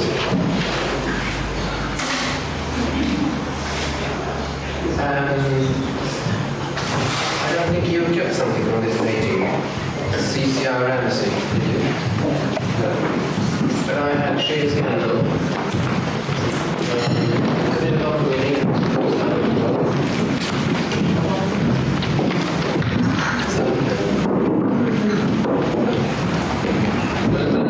When Samakan came, he was born 82.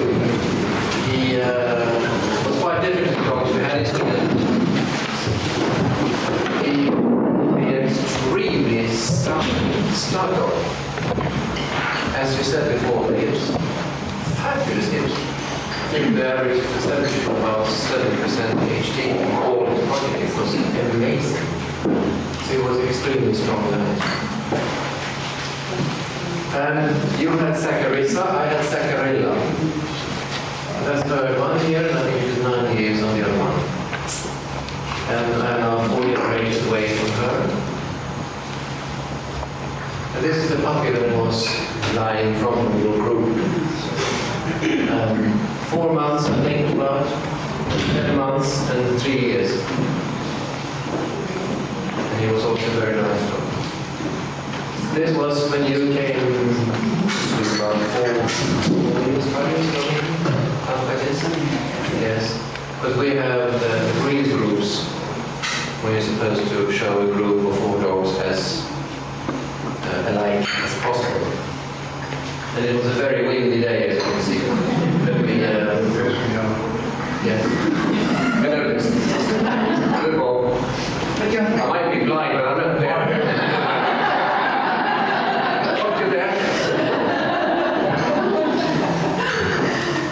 This is, you didn't keep everything as they tried that.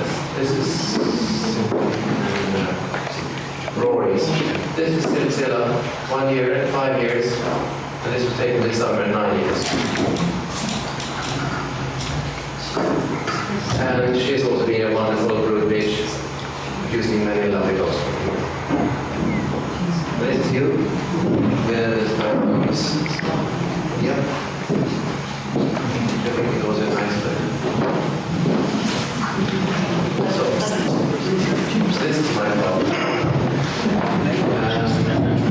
So this is a little bit prehistory, like this. Called a club in Sweden, the health scheme, and show regulations. Maybe we can skip the last part, because I was talking about that already. This is how it all began in 1950. There were maybe one, we don't know for sure, maybe 1 or 2 golden already in the 20s, late 20s and the early 30s, from the Northern Kennel, but they were never bred on from. So the breed didn't start until 1950s. So you realize we're quite young in Scandinavia. I think we were all at the same time as Denmark, or maybe a little bit earlier. We were earlier. We started when Margaret Bear and Amanda's kennel girl came back to Denmark, bringing in Andrea Joy Modistet, Andrea Laurel, and Andrea Sanselus, who was son of Trevor. So that was in the beginning of the 60s. Okay, so we're 59 or 60s.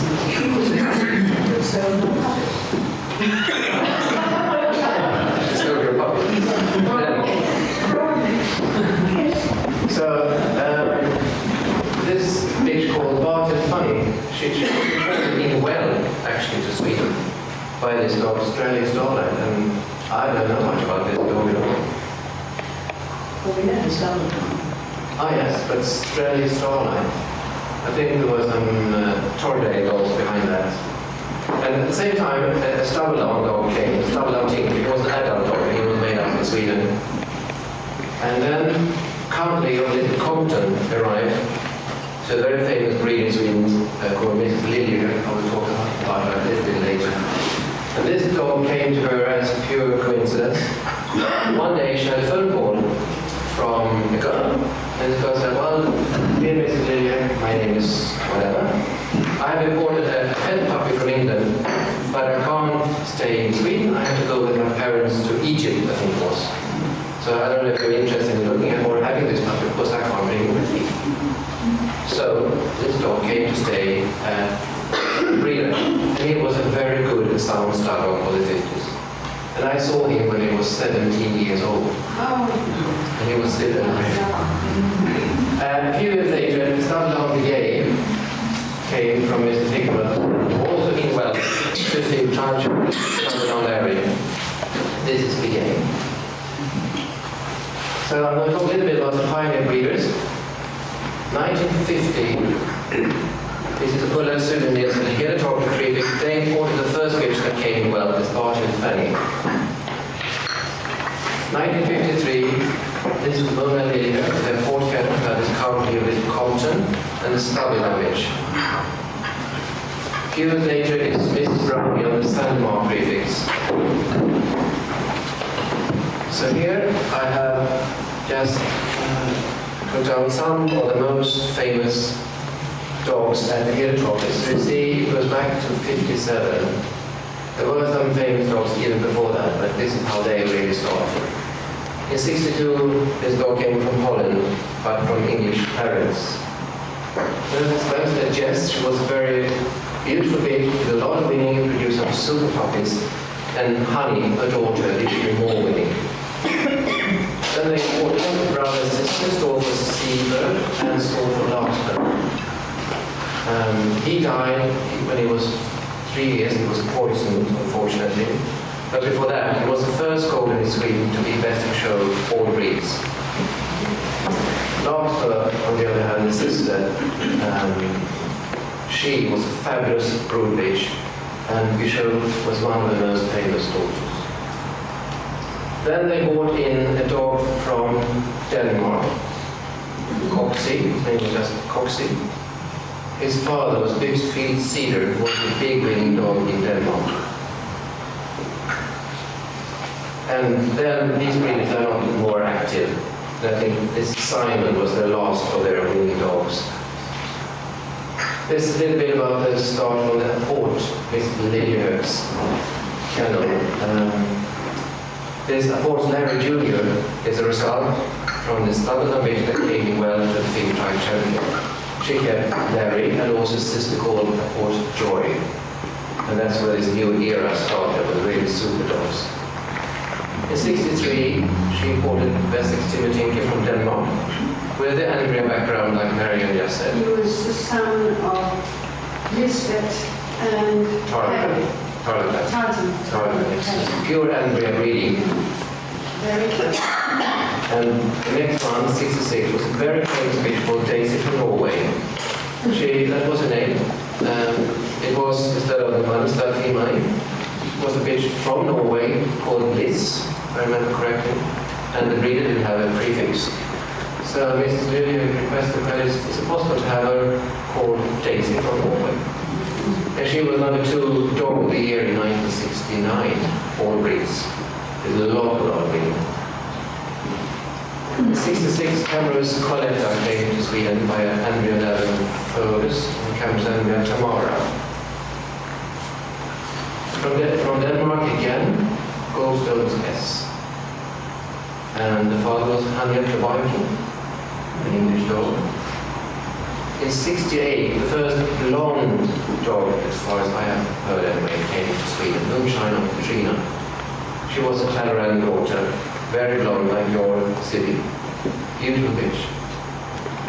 Port Larry II, son of Larry Jr. was also a well-used stud dog of beginning of the 70s. And in 72, this dog came from the north of Britain, Tennessee. And here are a few of the dogs. This is Larry, that's a quite young dog. His head. This is the Danish dog, typically with the Andrea green. And the Danish dog, Goldstone's S. You see they're all sort of rich color, solid dogs. This is Mrs. Browning, or the Sandemark prefix. She bought her first bitch in '58, and she mated her to force Larry Jr. to produce the first champion bitch in Sweden, Asura, who was born '60. As you can see here, there came more stubble-down dogs from Mrs. Hickman in the early days, and they were all being used a lot and produced nice puppies. But Mrs. Brownian wanted something a little bit different, so she went to Mrs. Minter and to Miles, and she managed to acquire Vanessa Waterford Stanbury. I think it was about 18 months. And with him, a completely different new type was established. More elegant, more glamorous, not so big, and very good movers, that's what she's told me. And at the same time, she had this Wemstead Queen, and those two, I think, had 2 or 3 litters together, produced really, really super stuff like San Grandessa in '66. But already in '65, the year before, she had Sinspiona, who was a beautiful blonde show bitch, didn't produce anything to write home about, but did a lot of winning and was also dog of the year by 1970. 67, Clarence Helmsman. He was best in show at the Stockholm show, which is Our Crafts, in '69. It's a very young dog. Kim Slipper is a younger brother to Christopher, full brother from a different repeat combination.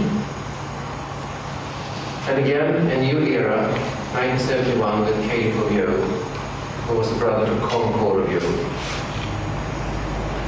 Introduced a new type, lot of quality, and Mrs. Browning also had the good fortune to have Davis Barman come to her when he was 3 years, just made up.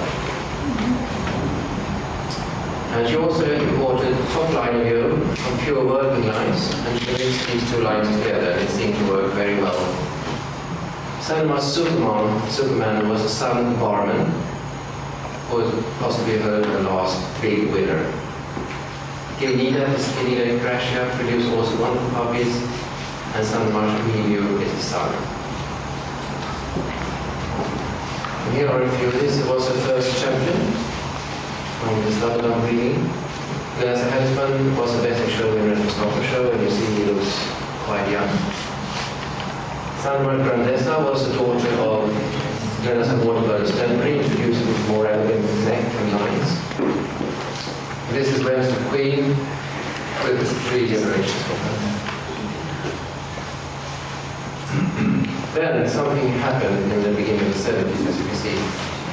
A real boom. As you can see, there were not many puppies registered at all before 1960. Then it increased, and then a big boom came 1970 to 79 with 17,000 puppies over those 10-year period. Not much difference to 89, and then again a big boom in the 90s. And this is up to date. So it seems that it's gone down a bit, which we are very happy about. The new generation, I call this the new generation, because we all started the same year, and we are all more or less active today. Karen Eriksson is not so active any longer, but Philip is, and I try to be. This is your best of breed winner, Hazel. This is Stanbury C Music. It's supposed to be a little arrow there, it's disappeared off her name. He was best on that rainy day when we had all these ugly youngsters. But she was beautiful, she is very young here, she was much older. Philip's first import was Elvin Fergus, who was Figaro's little brother. Followed by Capello, Christopher's son. C Music and C Lord, also by Christopher. another Devon dog, and then Wesley Michael, brother to the famous Maybella, Martha, Monroe. And we then had Davis Orlando, and the son Dave's having it all, used a lot, a very good stud dog. Christopher Kaleidoscope did a lot of winning, produced some nice stuff, as did Commander of Norfolk. Then in the 90s, we had Sherry Moore Falcon, who was really one of the best stud dogs of the 90s. Produced really good, sound, quality dogs. And his breeding? Saxon, Sherry Moore, Breeze, which is Northwood Rods, and Davis Solana. Went back to Norton. Yes. Colbert step ahead. Blue River. Beautiful dog, with a lot of winning. And these are his few of his latest dogs that do really well. Holm-Hansen dog, and his son named DJ and Fabian, who is Hugo and Styles and the other one. Service system, what was her name? Sebastian. So, something like that. Okay, well. What? This is okay.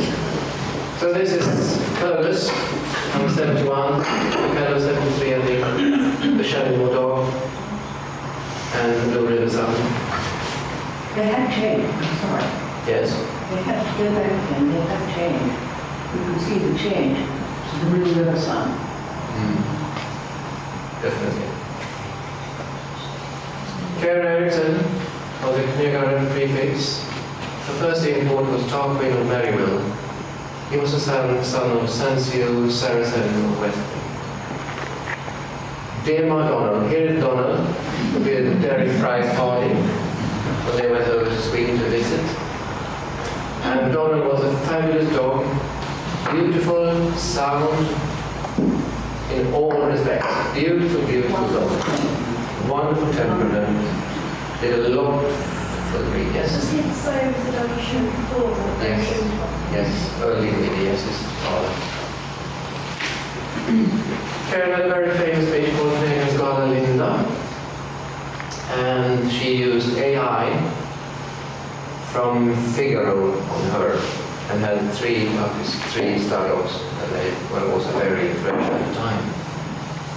She had this Wesley dog. Father was Thorfinn Midland, yes. Her name is Heidi, was the son and daughter of dear Donald. My cousin Jane was absolutely beautiful. Then Karen and I imported 3 dogs in partnership. Twin Tiberius, Samacan, and Sansa Golden Arrow. And Arrow, of course, was a brother to Rula. Then Karen had Sweet Sensation from Animal Pop. And here is also Stars and Stripes, the one with a beautiful photo in color, and his full brother, Sharon Sparkle. Yes, they were quite different. Absolutely. Tarpon Merrill from 1870 to 72. Samacan and Sansa Golden Arrow we already had. So these dogs did a lot of winning, and we used them on each other's offspring, and it changed a lot over time. Absolutely super. Here it is again. Let's go. This is me, believe it or not. Thank you, Bob.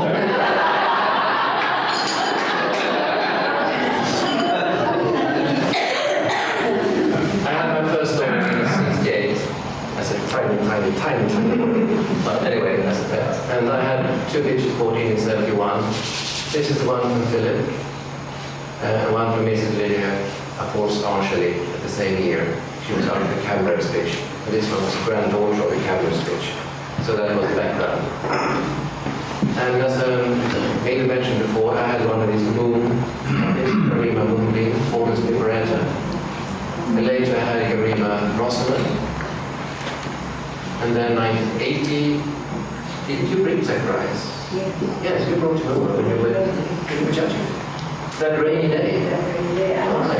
Yes. So yeah, it was. Yes. Okay, thank you. 1980, this dog was born, Julius Fryckstrand. He was the first Swedish breakholder to go beast at an all-breed championship show. He was out of Marianne Lucius, who was Troilus' little brother living in Norway. And the mother was Northwood Jassamanda. Jassamanda was Christopher Eminel Charade. So it was timeline reading. And Corinna Bella was a daughter I kept, who did a lot of English top pitch for many years. Then I had Swing One Star. We went by train. Back train, yes. Absolutely. Yes, remember it. Fantastic. Now you did long legs though.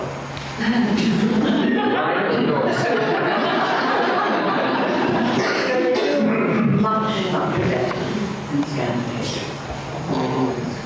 Why do you think with our dogs move better? Because I think you exercise them more, and I think that, well, you can tell when they come over to England, you'll think, well, that's a foreign dog, that's not English.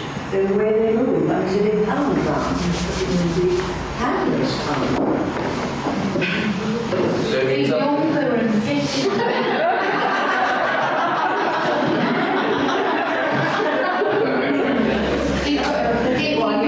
People that show the dogs on the continent, then a lot of That's right, they come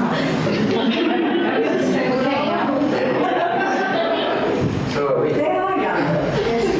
it's a young breed. But that means it's still Yeah. she's still alive. Oh yes, 82. She's what? 82. No chicken.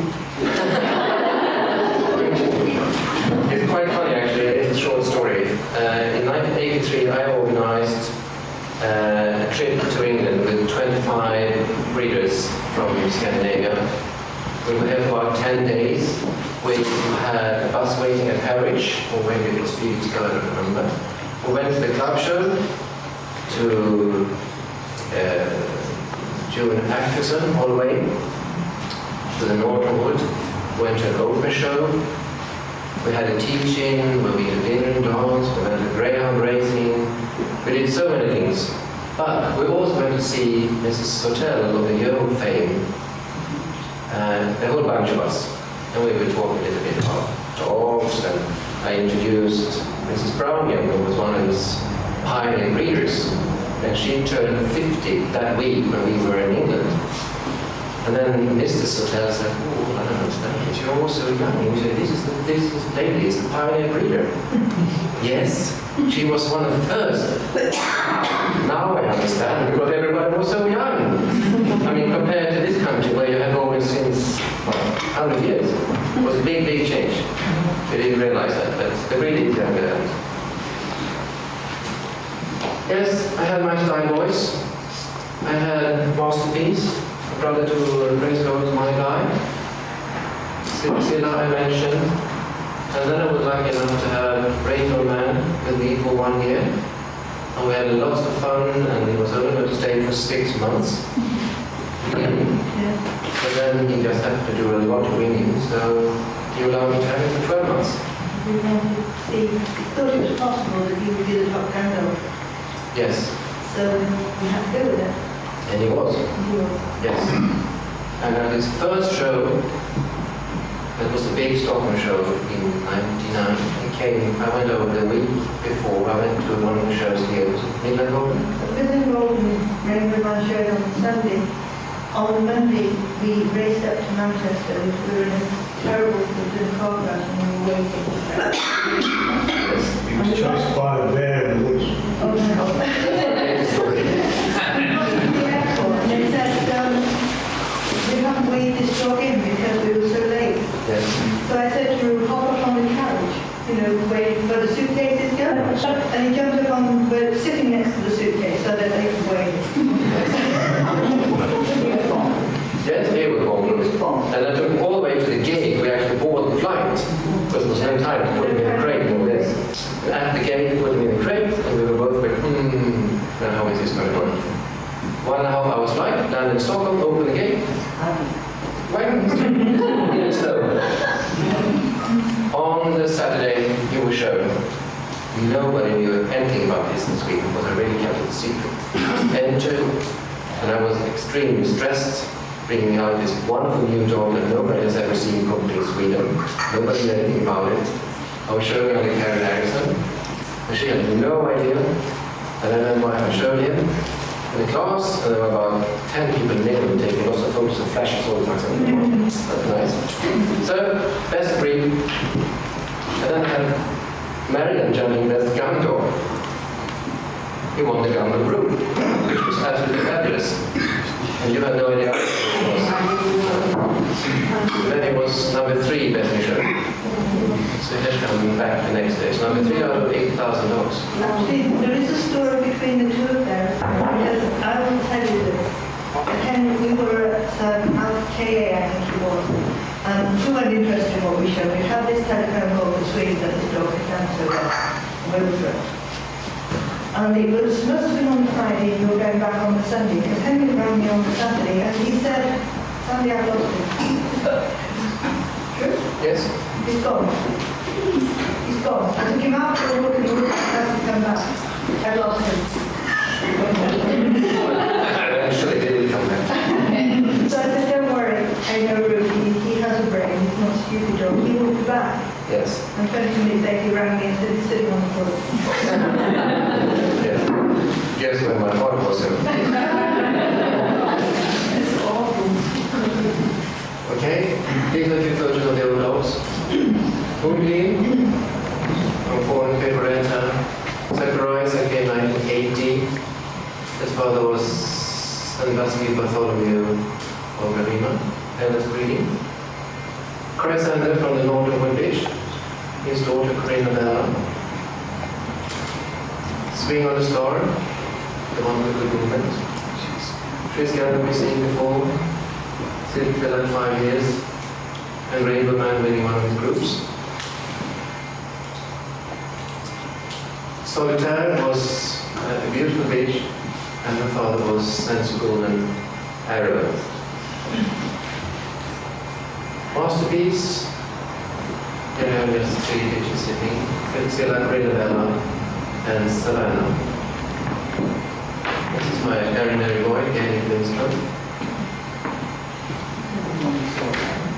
Silverina, now 8 years.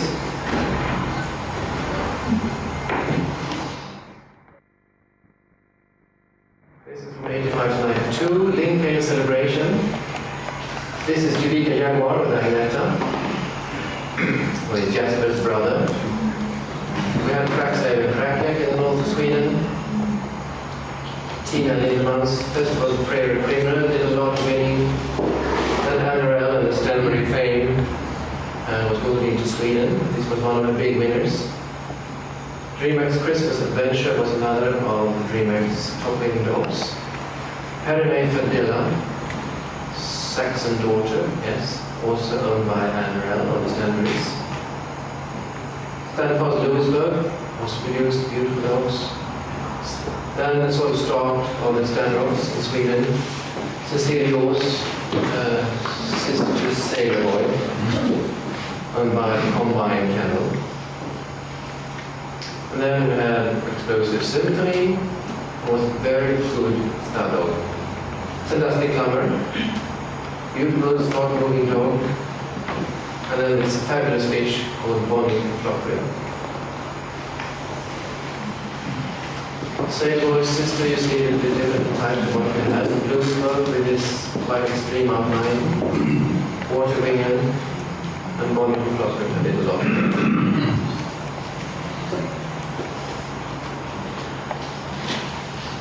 Now we're up to the last 10 years period here. This is Blakely Cromwell.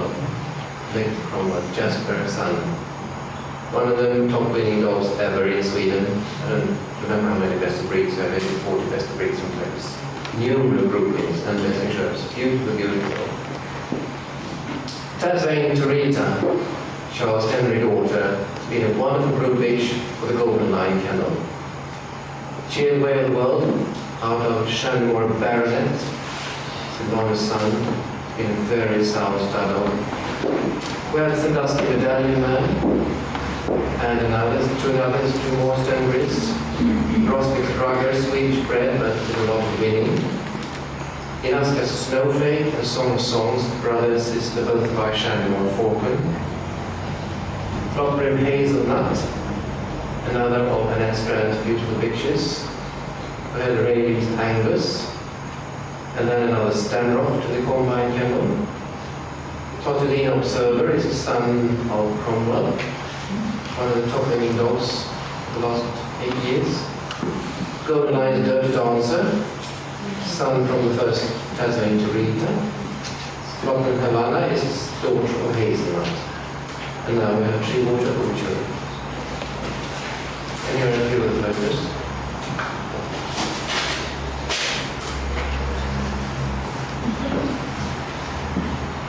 Just to show you a little bit what we've had over the years, type-wise, quality-wise. This just took a it's Marianne judging in Norway, 91.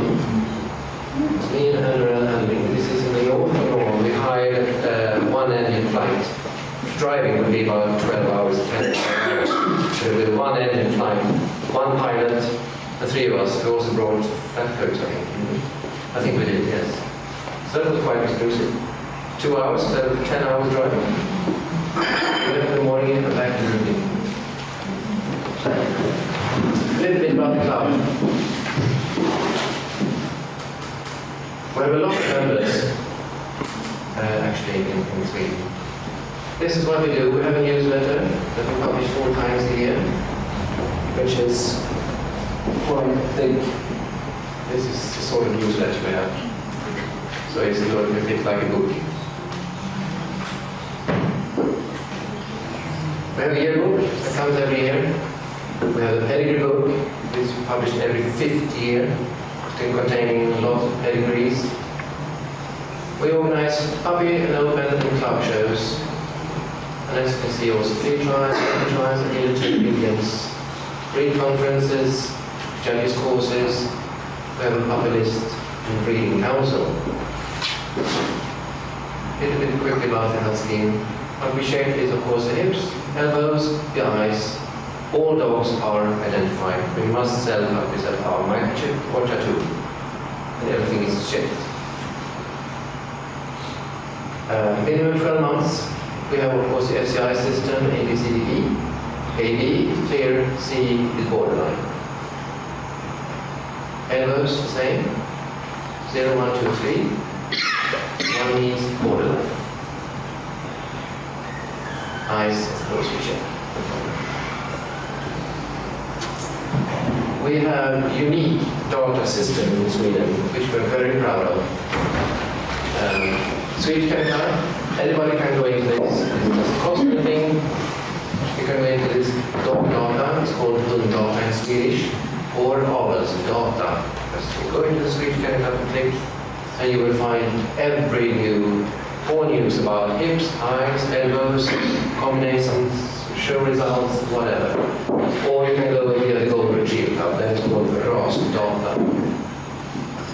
You find anything here.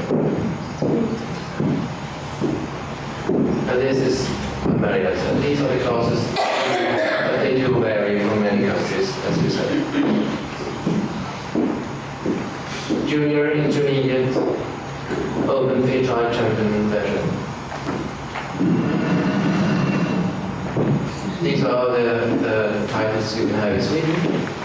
Since 3 years, we can actually be a Swedish show champion without any field trial award. It's about 3 or 4 years ago. But you can also be a Swedish full champion, which is, of course, 3 stages with field trial award. Or you can be a Swedish field trial champion, tracking champion, medians, and a village champion. And here I did a little list what I think is required in various countries to get the title.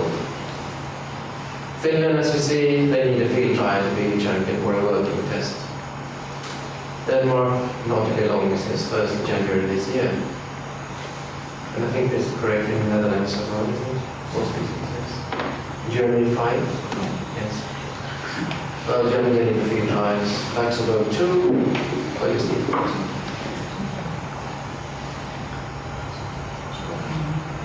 Italy is a bit more complicated. This is in various parts of the world. They have different systems, as you maybe know. In New Zealand, you need 8 cc's. And the cc goes to the best dog, best bitch, like you have in England. So that's a bit tough, because you need about 8. In Australia, they have the point system. 1 point per beaten dog, plus 5 points for the cc. But the maximum you can get is 25. I mean, if there's only 5 dogs entered, and then you win 5 owners entered, and you win the gun group, you get 25 points, because it's 25 points for winning the gun group. But you can never have more than 25. Canada, also point system, maximum 5 points per show, minimum 3 shows. The champion does not compete for the points. So that's a bit easier. America, 15 points. It's called majors. They need 2 majors and 3 points, which means you have 3 points in 1 show. But that's it. It's 16 show.